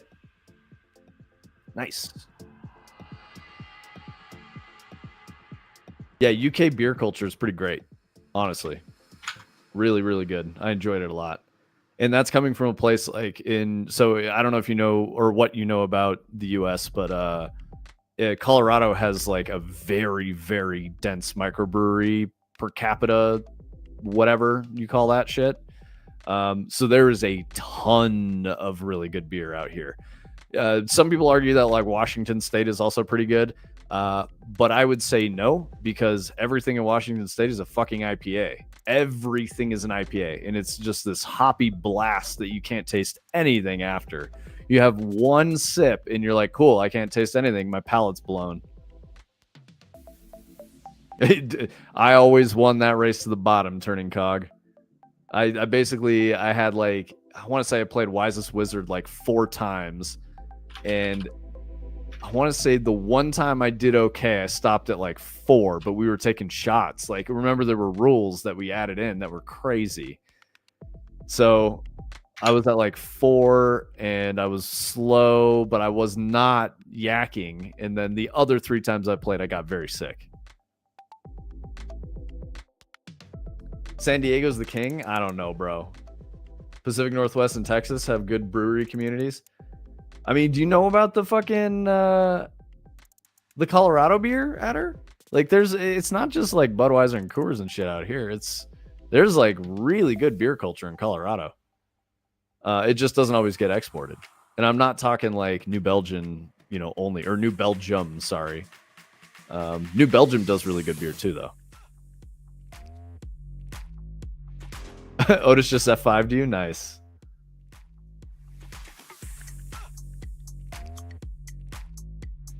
Cruel Crusader, what's up? Welcome. I would say, I wouldn't necessarily say bacon. My favorite thing is like pho, a very like fat, rich soup. Menudo also works, but like a spicy soup with a lot of fat content in it. That nice like rendered fat layer off the top, looks like an oil slick. That's what you want. Yeah, pho is the fucking essence of life, man. That shit'll turn you around better than anything else. But yeah, welcome, Cruel Crusader. I'm over here yapping about nonsense. We're also like an hour later than normal on stream, so we're chilling. But Tony is cooking. He's making some fractals. If I'm having a day, I get pho for dinner. My biggest problem with pho, Adder, is that I need to eat more. Like the pho, like I just get hungry like an hour or 2 later, regardless of the size of pho I have. So I don't know. I do love it though. I really do love it. All good. Was curious to see what's happening here. Nice. Well, welcome. We are a game studio. My name is Vince. This is Tony. We're the founders of Fractal Grove. We're working on a psychological horror, liminal space, walking sim game for October. We've been working on this we're at the end of the 3rd week here now. Next week is going to be last week for feature complete, and we're aiming to ship the game in November. But yeah, we're targeting probably like 20 to 60 minutes of gameplay. Tony's building, he's doing shader graph stuff and building a fractal, which will sort of be the antagonist, air quotes, metaphorical antagonist for the game. But it's pretty cool. Always got to get egg rolls of lettuce wrap to dip in, and or gyoza. Yeah, actually, that's bongoi. I don't think I've ever had bongoi, but yeah, gyoza is definitely Japanese. I could do banh mi actually. Banh mi with a pho would probably go pretty hard. I do like that weird like squishy skin spring roll thing, you know, with like shrimps in it and like bean sprouts and lettuce. That shit's great. San Diego was still king. You're crazy. Okay, sweet. I probably fuck with that. Yeah, Gyoza is great. I think we're talking about all this, and I'm pretty sure my wife is making katsu, pork katsu curry right now. I can smell it. It's smelling good.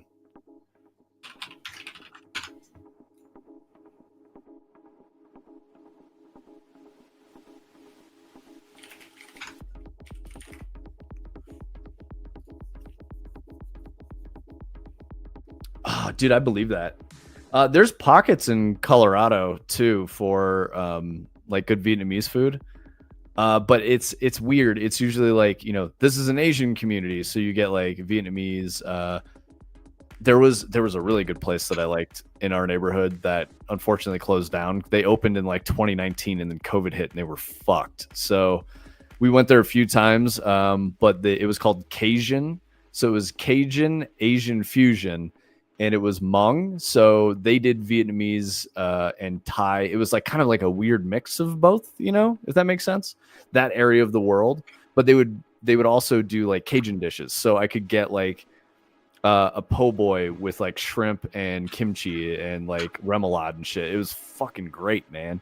And they would do like seafood boils, like, you know, crab and shrimp and mussels and all that stuff. It was really, really good place. I miss them. That was a fantastic restaurant. It was good. I thought Austin wasn't Texas according to the rest of Texas. I mean, while that's probably true, turning cog. While that's probably true, Austin is still Texas. Like it is. There's a lot of Texas in Austin.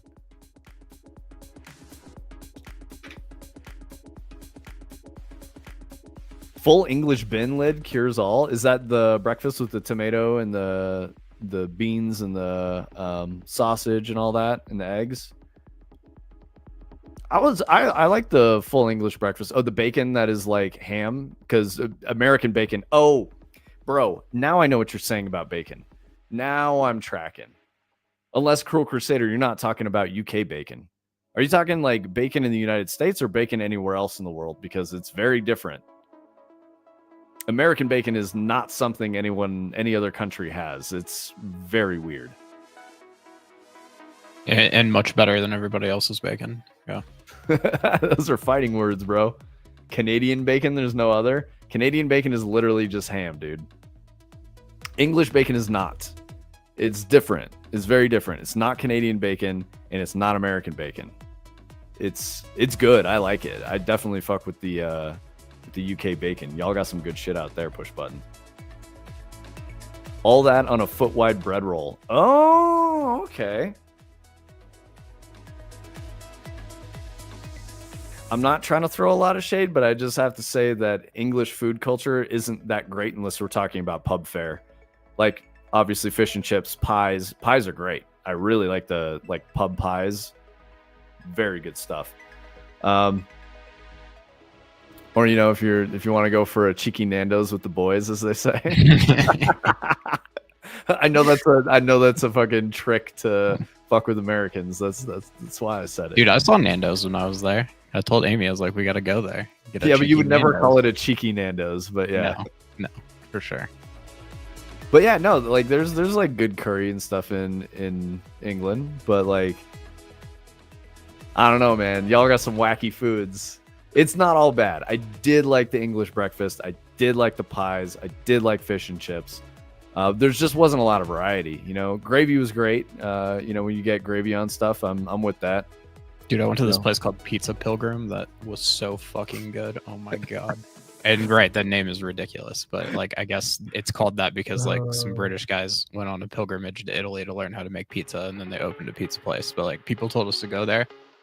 It was really fucking good. Hell yeah. Pork roll versus Taylor ham is the East Coast equivalent of throwing hands over pork. Yup. Are we really gonna fight over pig slices? Bacon is a vegetable. It goes with everything. Bacon is a vegetable. Amazing. I mean, I didn't want to fight about it. I was just saying, for clarity, when you say bacon, they're very different things. American bacon is like very strange to people who've never had American bacon. It's not what you would expect at all. Yeah, I worked for some Aussies, and we would like cook breakfast in the office every Friday, and they were very weirded out by the bacon at first, and then they were converted and said that it was way better than Australian bacon. I mean, it's good. American bacon goes hard. Yep. That's for sure.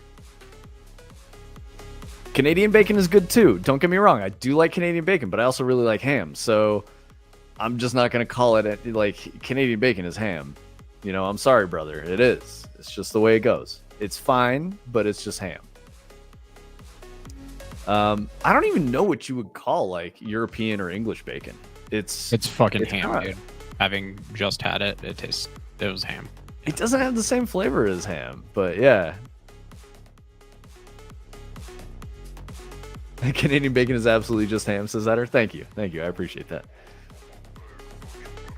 Yeah, okay, so how about Push Button as the representative for your part of the world in chat? How would you what would you say is like a good analog, for British bacon? Tomato is a fruit. I will also say this, at least in the US, the tomatoes we get, blah.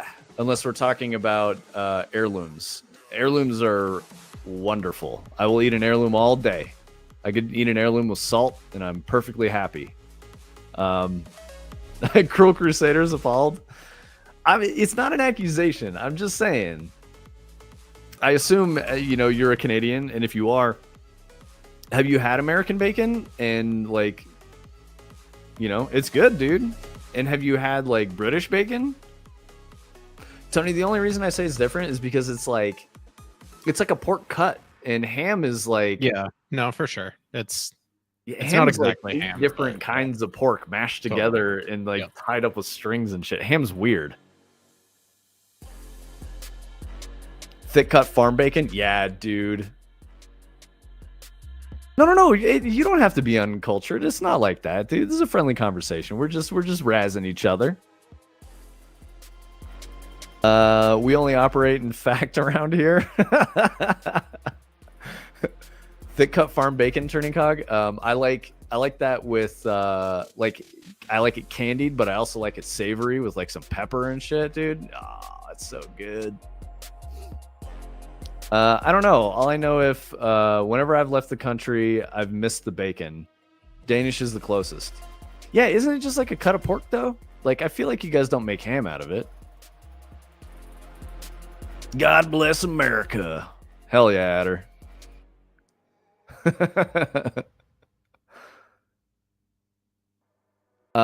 Yeah, Push Button. You would be boggled at American bacon if you've never had it before. It's very different. It is a weird situation we got going on with our bacon, but we're very used to it. So for us, we're like, wait, the fuck? I ordered bacon, and nobody knows what American bacon is outside of the United States.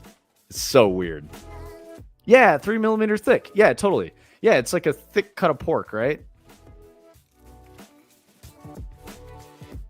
I'm playing, actually scouring Twitch to leave UE. Yeah, no, you're good, Cruel Crusader. Thanks for hanging out. Yeah, I appreciate you hanging out. Drop us a follow. Come check us out. We're live next week. Every Wednesday, every Thursday. Wednesday mornings, Thursday afternoons. We ran a little long today because Tony's cooking. He's working on this fractal that we need for our game. So, yeah. But take it easy. Thank you for hanging out with us. 3 millimeters in freedom units is probably a half inch. Hold on, let me look. No, definitely not. Too large? Half inch is too big? Way too big, yeah.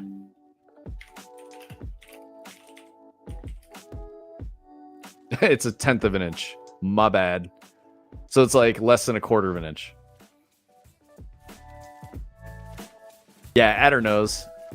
Because you work on Japanese cars and American cars and Euro cars and all that, so you gotta flip all those things around. About an eagle's claw? Nice, dude. Nice. That was a good one. I like that push button.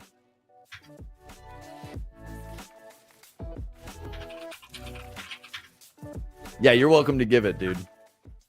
You don't have to just take it. You're welcome to give it.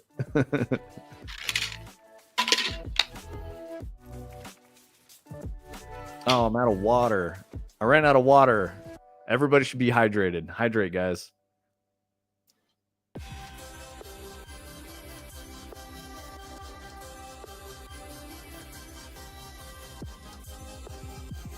Yeah, you're more than welcome. I enjoyed, I enjoyed when you came around the first time. I like when you're chilling and chatting. I know you make the video games too. Oh yeah, same matter. Yeah. You shoot guns, eat real bacon. You can say whatever you want. You can post about stuff on social media. I'm just playing. You can't take mass transit everywhere. You have to drive, and it'll be on the wrong side of the road.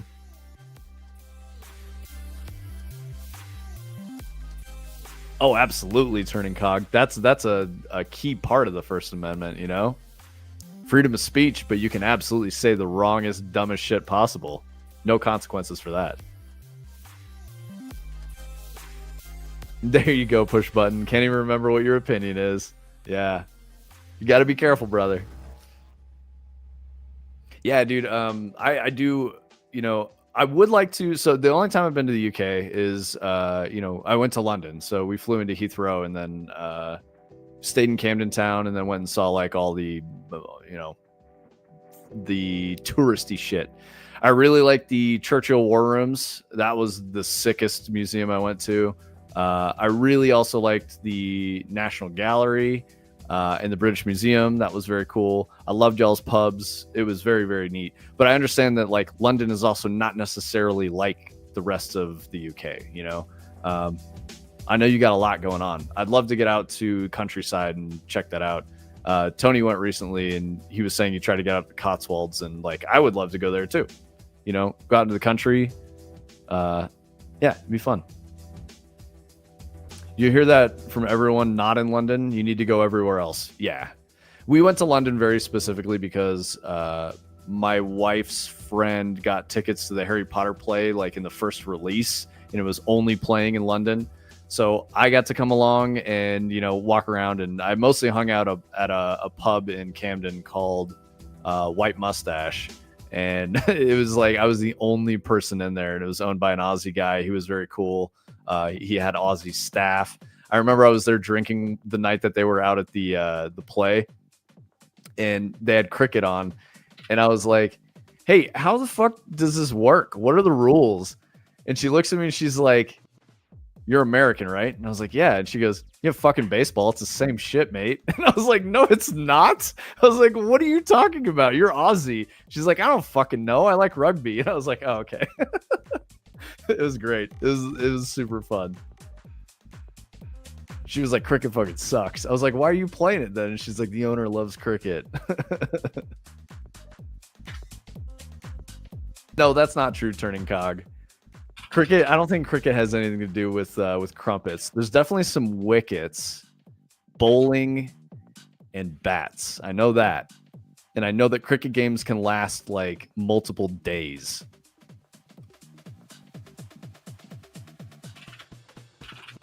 Oh, you're talking about Ninja Turtles. All right. Very American of you.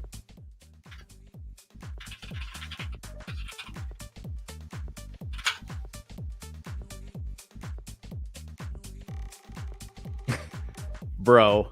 Yeah, I know you're doing that. You're hitting me with the cheeky Nandos. Cricket is a bit like rounders, which is a bit like baseball. Oh, that's a good one, push button. You taking the piss then? Oh, that reminded me, like just that turn of phrase. I think we were on like day 3, so I was still massively jet lagged, and I was like out of my mind. We had just been all over the place, walking all day long for like 8 to 10 hours. There was a pub. I wanted to go to the pub. get something to eat, get something to drink, and I walk in. And, you know, we were just going to like the nearest pub, and I thought like, hey, it's gonna be safe everywhere you go in London. That may not have been the case. I might have gone to like someone's local that was like not the best choice for me to be in.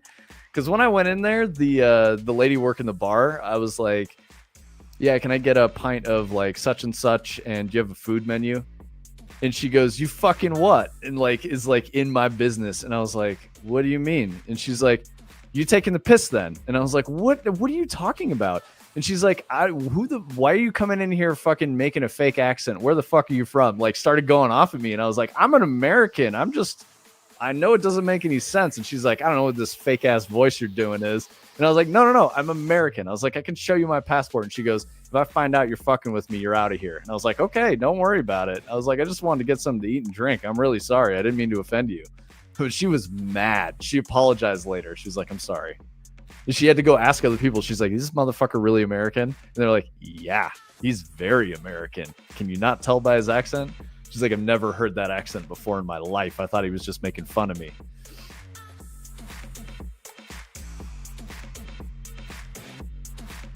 Yeah, I unfortunately never got that that level of camaraderie. I expected the Aussies to call me that, but you know, we didn't get there. I wasn't there long enough. But I did really, really like the proprietor of the White Mustache. That guy was chill as fuck. He was a very nice guy. He came in the mornings and cooked breakfast, so I ate breakfast there as much as I could.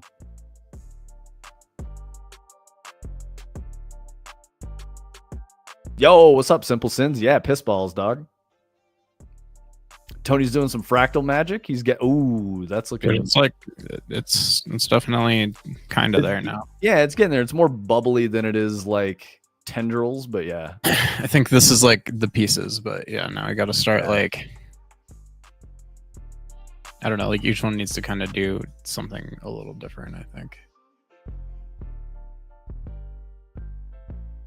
Push button. I remember when we got in like super early in the morning, and I was starving because like, you know, the flight over was like 10 hours or some shit, and we went through Iceland, Reykjavik. So I was like, I gotta get some food, you know, I gotta figure something out. And there was just like a random kebab place that was open. I walked in and I was talking to them again. They were shocked by my accent. They didn't know who I was. They were like blown away that I'm guessing that like a white dude walked in there. But I got like a chicken kebab with like some bread, and they were like, yeah, we can get you. And I was like, I'm sorry, man, I just got off a flight. I'm really, really tired. And they were just like, yeah, we got you, bro. And I heard they were like talking a little bit, and then one guy goes, American. And I was like, yeah. And they were like, okay. They were like weirded out that I was in there.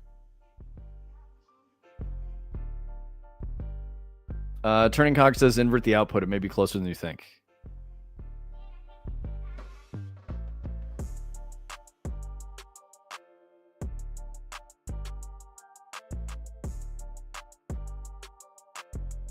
Ooh, it wasn't katsu, it was salmon. Yeah, Tony's making some fractal stuff. Sorry, Sparkle's in here trying to give me some food. I mean, I want it, but I don't want to eat it on stream because there's weirdos out there. Yeah, I'll come upstairs after stream, so yeah, thank you. As soon as I'm done going down whatever path I'm going down right now, then we're gonna wrap it up. So okay, sweet. Yep. Oh, Turning Cog says flip the grayscale values. No, I think it's these smooth steps that I just got to get dialed in. I had them at 0, 1, and that was like at least showing everything. Back to this. I was just trying to like I think the outer ones need to not be so sharp. I saw that. I don't know. I saw that this morning, Adder. That is wild news. Tony, did you know about this? What are we talking about? There was a mafia involved, like multiple NBA players and coaches and shit, like sports betting rigging scandal, and like 34 people got arrested by the FBI, including like NBA like Hall of Famers and shit.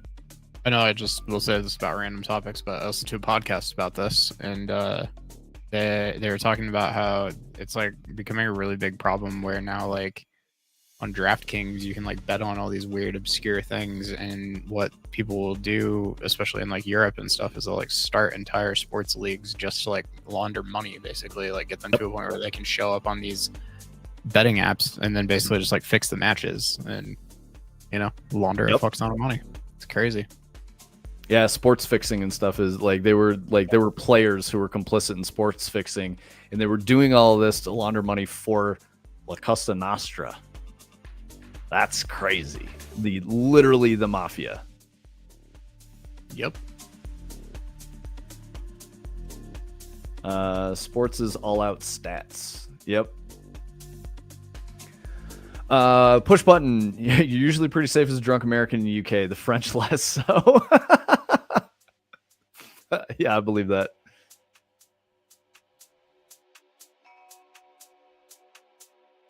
Honestly, I was pretty good. I thought everything was fine. I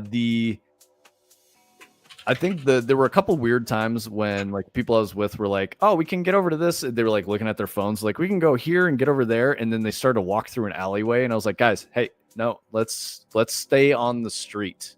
Don't walk through a fucking alleyway. We don't know where we are. That's not smart."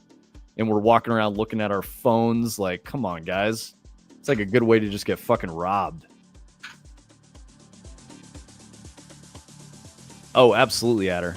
I would strongly, like, I really feel like the NFL is probably worse because it's easier to fix stuff in the NFL because it's like, you know, asynchronous. Like you do a play and then it goes.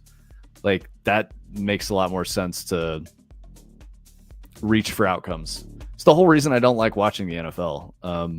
You know, I'd rather watch like NCAA, but I also don't really care about football. I like car racing. You're either first or you're last. I do remember one guy from the States who came over and started trying to tell us that the USA was the greatest country on earth. That is a head-ass move. We had him at least concede that actually everything is shit, and he was essentially arguing that he had the prettiest turd. Dude, what? I mean, that's like definitely some stereotypical American behavior to go to someone else's country and talk about how great your own country is. That's stupid as fuck, man. That's just rude. Like, what are you doing, dude? What are you doing? And I say that as someone who absolutely loves this country. I do, you know, if we're real, I do think this is the greatest country, but I'm not going to go to someone else's house and like start smacking shit off the shelves and calling them a bitch to their face. Like, that's crazy. Like, it's good that you guys corrected him. I would say you were well within rights to beat his ass a little bit for that. It's inappropriate behavior. Also shameful, and I apologize that my fellow countrymen treated you that way. I assume this is maybe some game dev shit. Like someone came from the US and got in there and was like, "Man, this country sucks. You guys don't have the toothpaste I like, and you drive on the wrong side of the street." You were there for their culture, not to push your own when you travel. That's right, turning cog. Fucking five-head, man.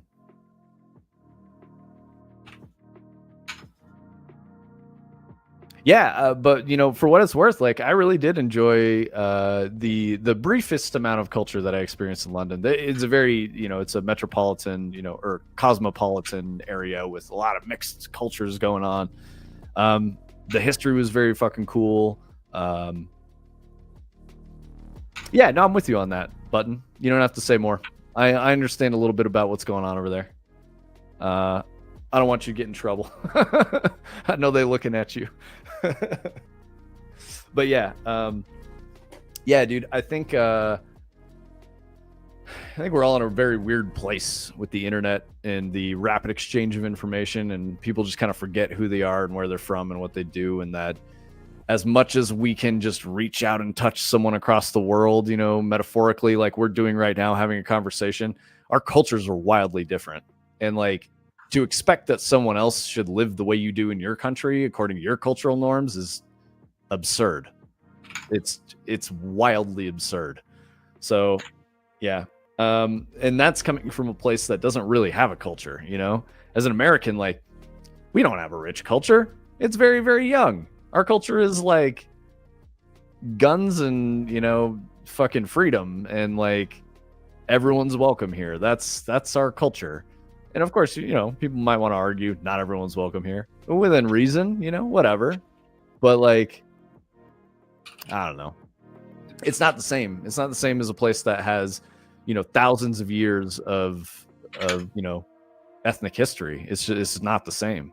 So to export American ideology, it makes no sense to me. It's perfectly fine for us to be this melting pot where everyone can come and live and celebrate their own, you know, native culture. And as an American, you don't really have one. It's just that. It's freedom to express yourself and do whatever. We came to agree on barbecue sauce within a 6-hour drive. I mean, but that's what I like, is like there's so much diversity here. I think it's really cool. But I don't think that's appropriate for everywhere. It doesn't make any sense.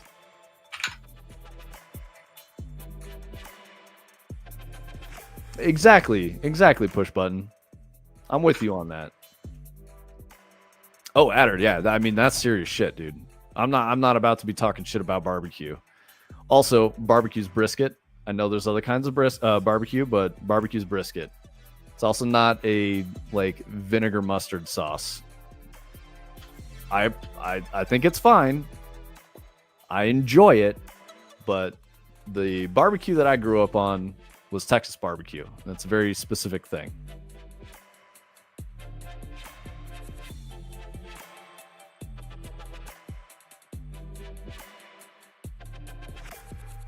Damn, I'm just reading your message again, push button, about that dude that came over from the US and started telling you guys his country was the greatest.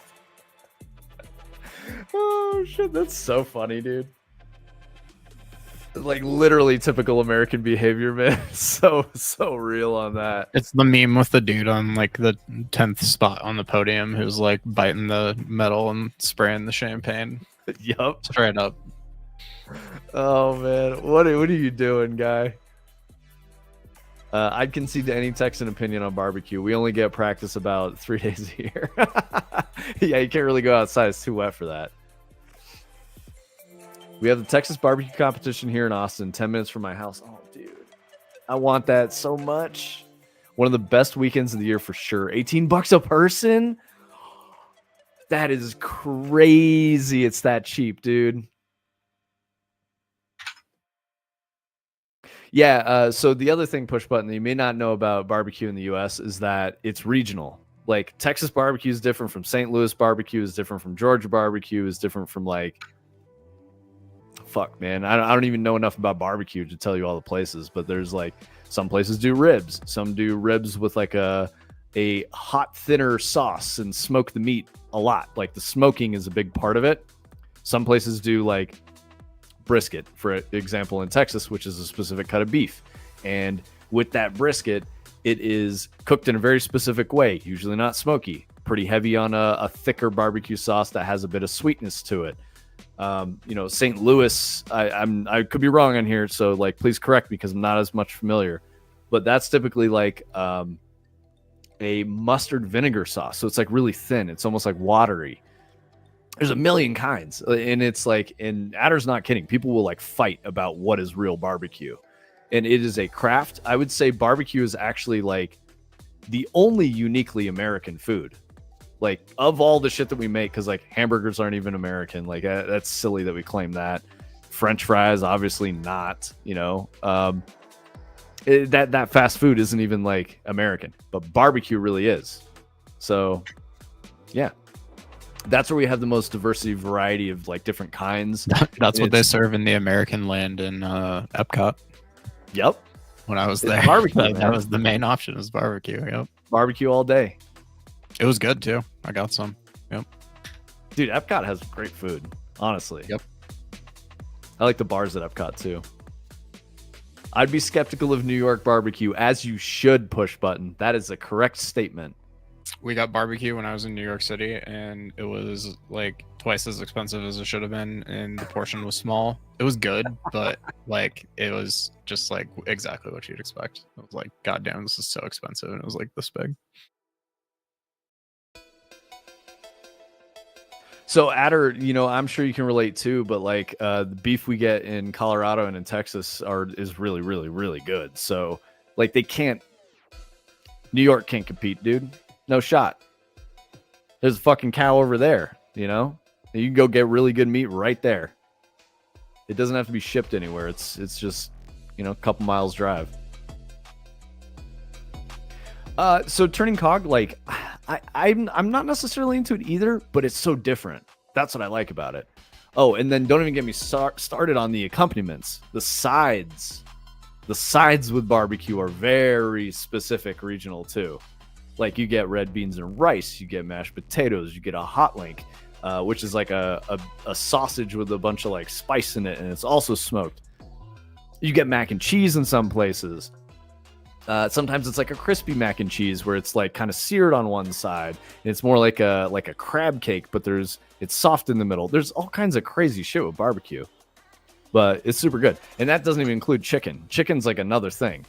But yeah, like ribs and stuff, there's a million ways to do ribs, a bunch of different kinds of pork barbecue. Yep. Adder knows. The sides are a big deal during the comp. Smoked jalapenos are goat. Bro, I believe it.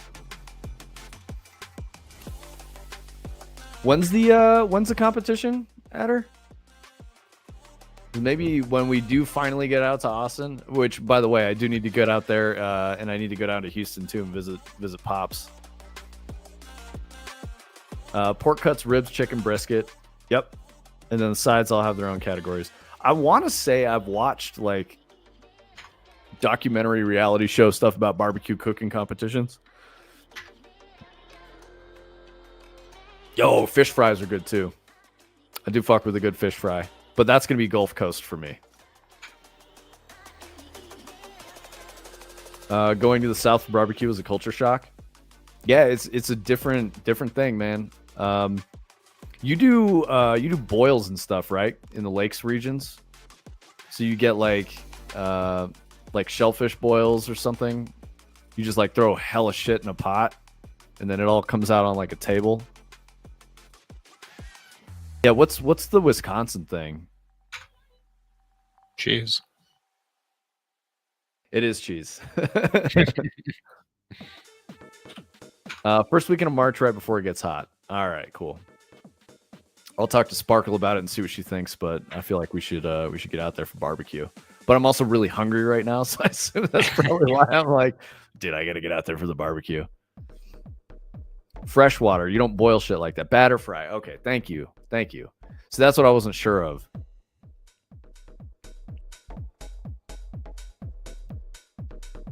Yeah, dude, I fucking love barbecue, man. It's just so good. I do like ribs, but ribs kind of fuck you up. They're like, you eat too many ribs, you get the itis and the mud butt. It's over.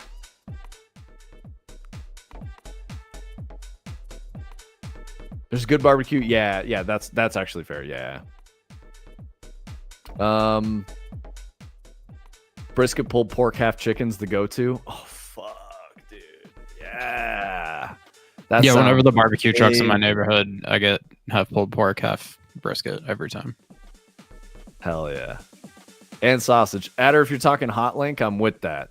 If it's just like a regular sausage, like it would depend. There is a place out here that got notoriety in Denver called Biker Gyms. And they would do artisanal sausages, but it fell off pretty hard. Overrated. It was really good, but it fell off.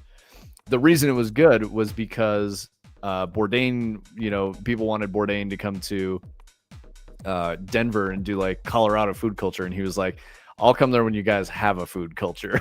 And he goes, there's 3 places I would recommend. Mizuna, which is amazing. I do love it. Frank Bonanno is the chef restaurateur there. Really good. I've been there many times. They do classical French cooking. And then Biker Gyms was the other one. And there was a third one. It might have been like the Fort or something that had like wild game. I can't fucking remember which one it was. But yeah, Biker Gyms he just had a cart. He had a hot dog cart and he was doing it solo. And that's when it was really good. when I went to biker gyms was they had one location and it had just opened. So we got in there, it was chill. And I got in, got out, and I had, you know, like a rattlesnake caribou sausage that was really, really good. There's great stuff. Elgin, the city I live on the border of outside of Austin, is the unofficial official sausage capital of the U.S. Lots of boar sausage. Yeah, dude. Yes. Yes, that would be great. Push button. We went to the Dominican Republic this year, and Texas sounds like it has better food, even if the beaches aren't as good. Yeah. I would say the beaches are probably not the best, but if you want to go Gulf Coast beaches, Florida's pretty good, honestly. It's pretty nice. There's some really good beaches in Florida. If you go to Texas for beaches, I would say like Corpus Christi Padre is like where you want to be. Port Aransas, yeah. Port Aransas is good too. So it's like really, really south Gulf Coast. Don't go to Houston. I'll just tell you that. Just you're good. Just don't go to Houston.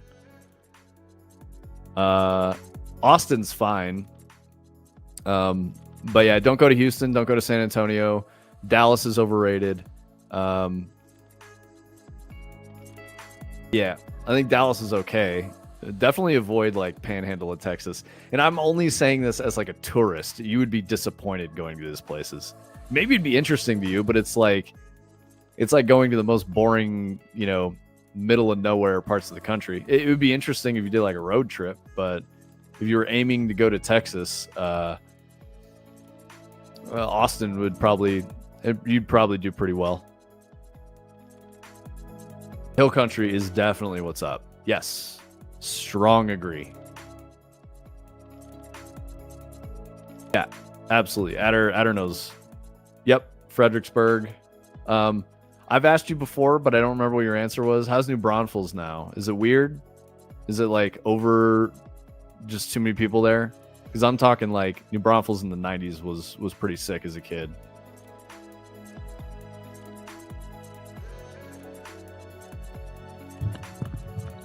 And then let me see. Yeah, if you want good beaches, push button, I would say Florida. You can't really go wrong with going to Florida, but there's certain places you want to go.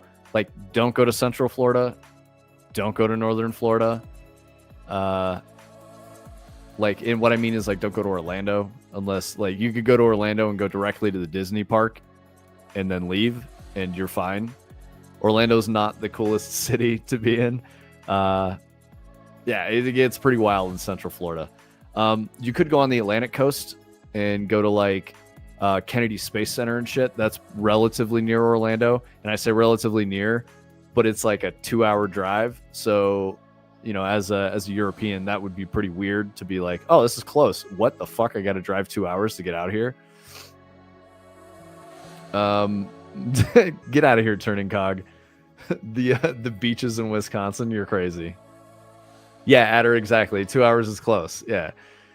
So yeah, I don't even know if you've been here. You know, I'm giving you this advice, push button, but like, I don't even know if you've been here. If you've been here before, like, you know, feel free to be like, nah, bro, I know. I got some places to go. But there's so much to see in the U.S. It's just, there's a lot, dude. It's a very big country. And every state is kind of like its own little country.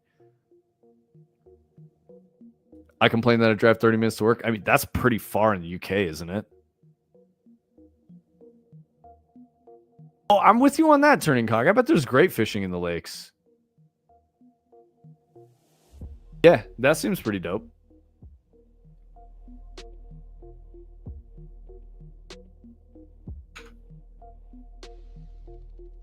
Yeah, exactly, Adder. For me, if I'm driving and I want to not drive longer than 15 minutes to go to a good place for food, it's slim pickings. There's like 3 places. Otherwise, I'm getting fast food. And then if I want to go to somewhere good, it's usually like 45 minutes. I got to go up to like Denver. I could go into Boulder, which is like 10, 15 minutes away. Yeah, that's real, Adder. And I mean, you got space, you know, and you can do whatever you want out there. Could walk to Canada in the winter, but why would you want to, turning cog? Now that Crusader's gone, the Canadian guy.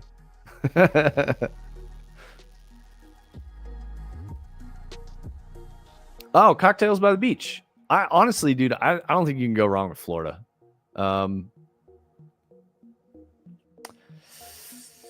Forts. Man, hold on. I gotta spell Florida right. Fort Myers, maybe? Fort Myers is all right. Maybe not super tourist friendly. The Keys. Thank you, Adder. Yeah, that's a good choice.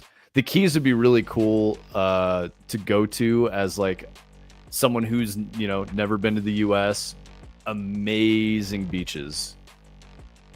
Yeah, that's pretty cool. That'd be a good spot.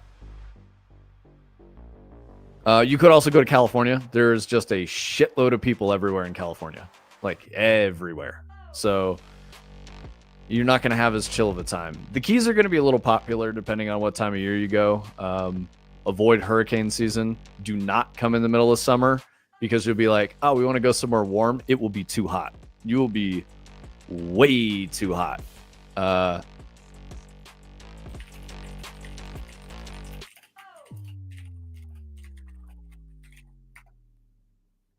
Hold on, I'm getting you some weather stats here. We're talking like 32C and higher with like 100% humidity, which I'm pretty sure would like I don't know. I'm going for like a steamed cabbage thing here. What's like a good British vegetable? You'd become one of those. You just be cooked. Yeah, I went with the C conversion, but yeah, 90 to 100F is pretty normal. So we're talking like 32 to 37C, just normal. Yeah, exactly. Yeah, totally. Yeah, you're right. Dominican Republic, very, very similar. Yeah, absolutely.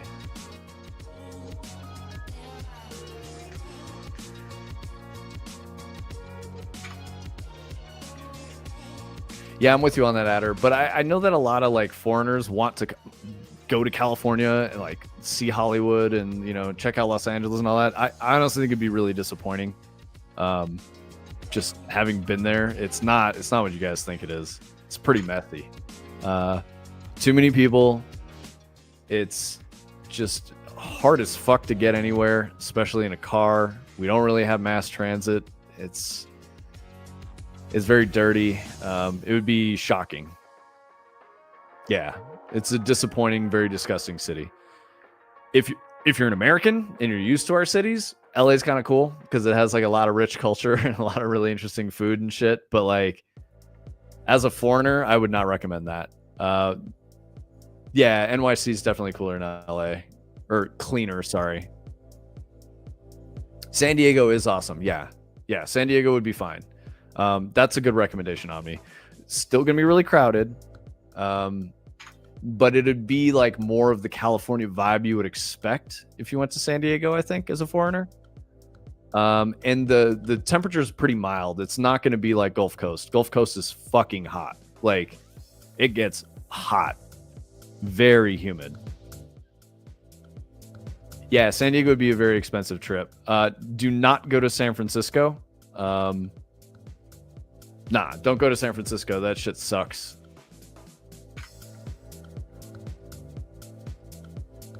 I don't think it's even worth visiting anymore, man.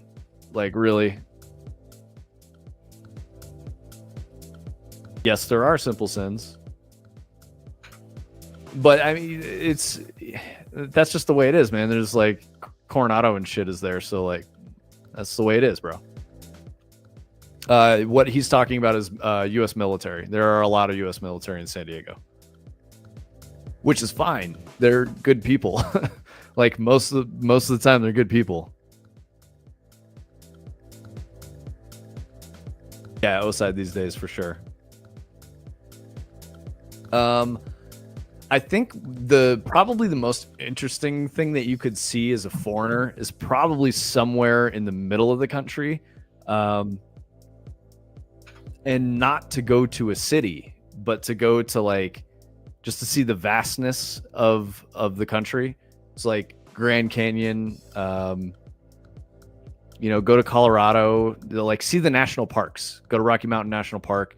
Like that shit would be really cool because there's nothing like that in Europe. There just isn't. Just the amount of wide open space and how far you can just get driving a car is really cool. So like I love taking road trips in the middle of the country. So it might be worth like, oh, you could do this push button. You could fly in to Austin, check out Austin, get the scene there, take a day trip or a night or two down to like Corpus Christi, Port Aransas, see the nice Gulf Coast beaches, and then like either drive or fly. I would recommend driving from like Austin to Denver and then fly out of Denver because it's the biggest airport, busiest airport in the US. And then you could like fly out from there. Yeah, take it easy, Adder. Thanks for hanging out.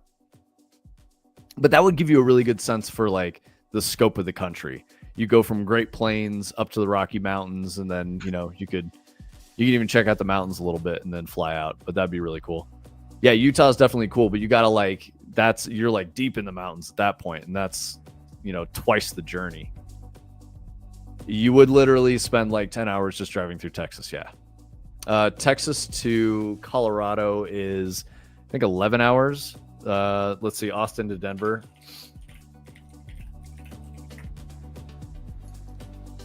It's 14 hours, so 912 miles, and that's like a quarter. Yeah, that's like a third of the distance across the country or something like that. It's not that much. It's like a quarter, a third, maybe just under a third.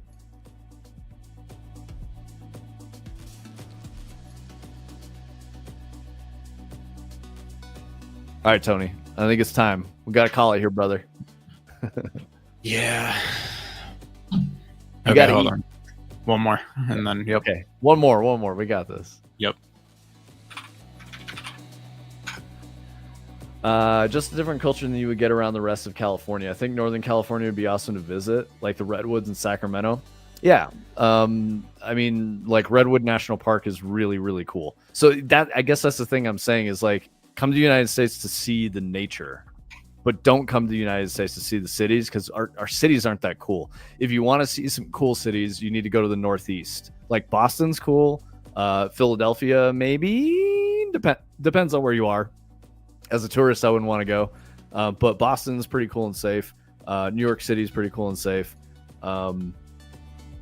Yeah, East Coast is probably the way. California is, it's unfortunate at this point. California is in a very weird spot. Hopefully it can get better. But yeah, it's not the greatest.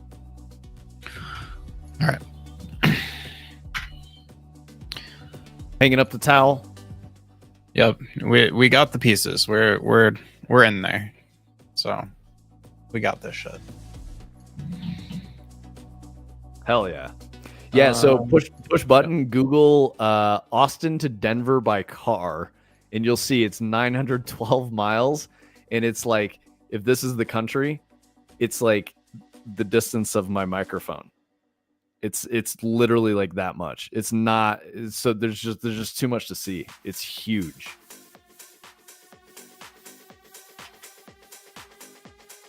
All right.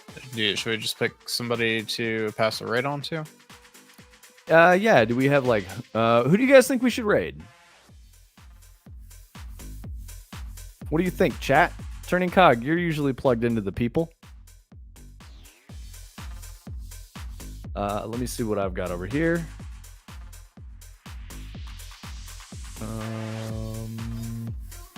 Yeah, I want to click on that.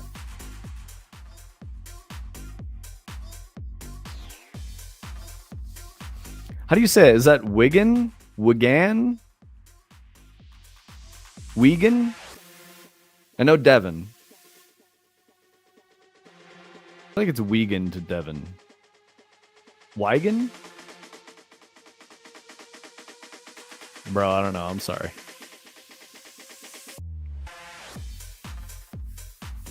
Yeah, let's see who's in the category doing category things.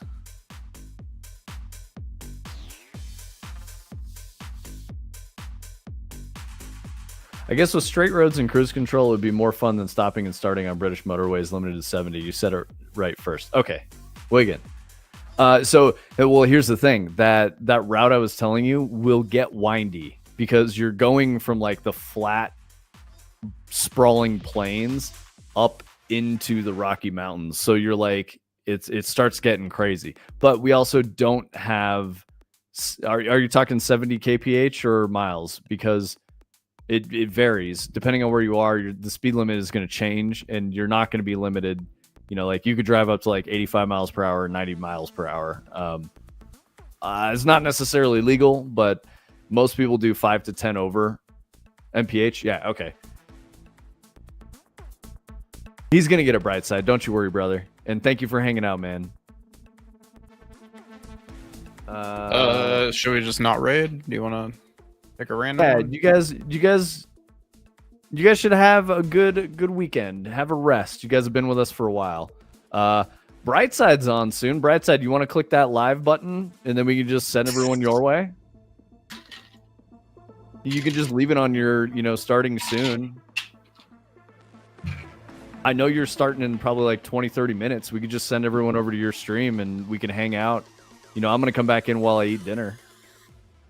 4 hours of this, but no, Tony, you're too... No, we did get somewhere. Like we're almost there. Yeah, you're too hard on yourself, dude. You did great shit. You've never done this, specific type of thing before. You got really far. You made some very cool shit. But yeah, Brightside, we'd be happy to send them over to you. Let me see. I'm looking through the list right now to see if there's anyone in there. Yeah, absolutely. Push button. Oh, he's going live. All right. Oh, well, thank you for hanging out with us. I appreciate you staying up late and hanging out, bro.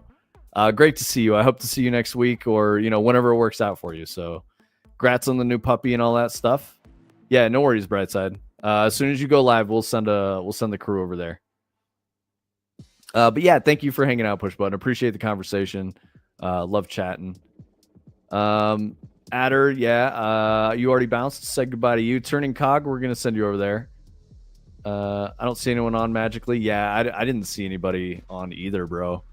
I mean, there's some stuff in the category, but it's pretty thin right now for the old software game devs. Yeah, it's definitely pretty thin.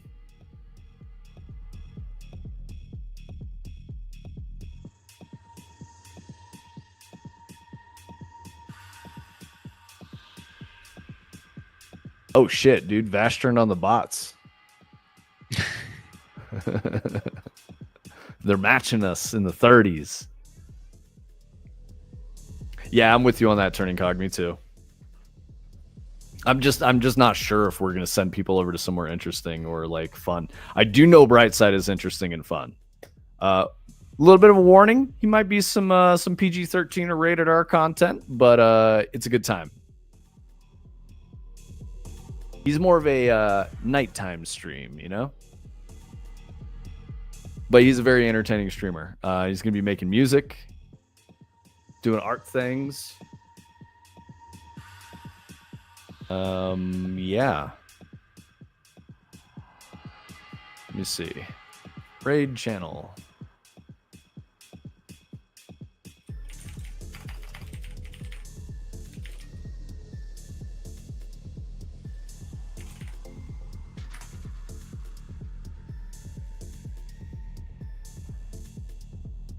Changing your title? No worries.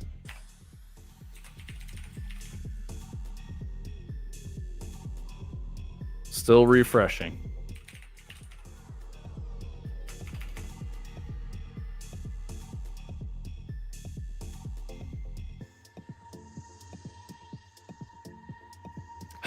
Turning Cog, I'm pretty sure the last thing he wants to do is look at Slice and Dice right now. He did have a launch party yesterday. He went live and he was like, playing with the gang or whatever.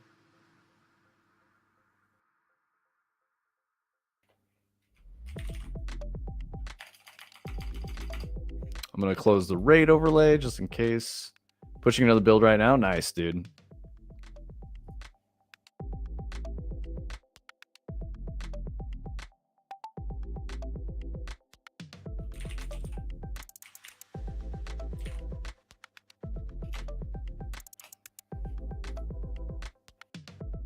You should also push that live button.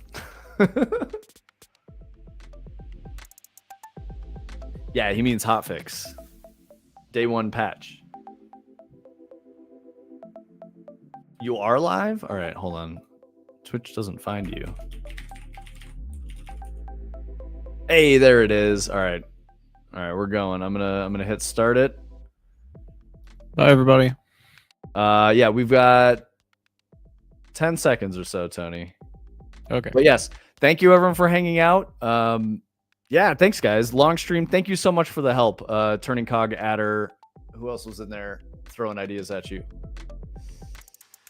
Brightside was throwing ideas at you too. Yeah, you guys, thank you so much for helping out. Have a great weekend. I would love to talk to you guys about some games that I may not be able to play this weekend, but whatever. I'll talk to you guys about that as soon as I can. We'll see you next week for more Dread Dev. We're gonna show more stuff next week. We were in this, in this fractal thing, but Tony's been on that for like a week, so we really need to try to get that banged out. So, thank you guys, and go holler at Brightside and tell him what's up, and enjoy his stream and his show tonight. He's doing a little bit of a starting soon thing, but yeah, take it easy, everyone. Have a good weekend. We love you. Thank you for the support.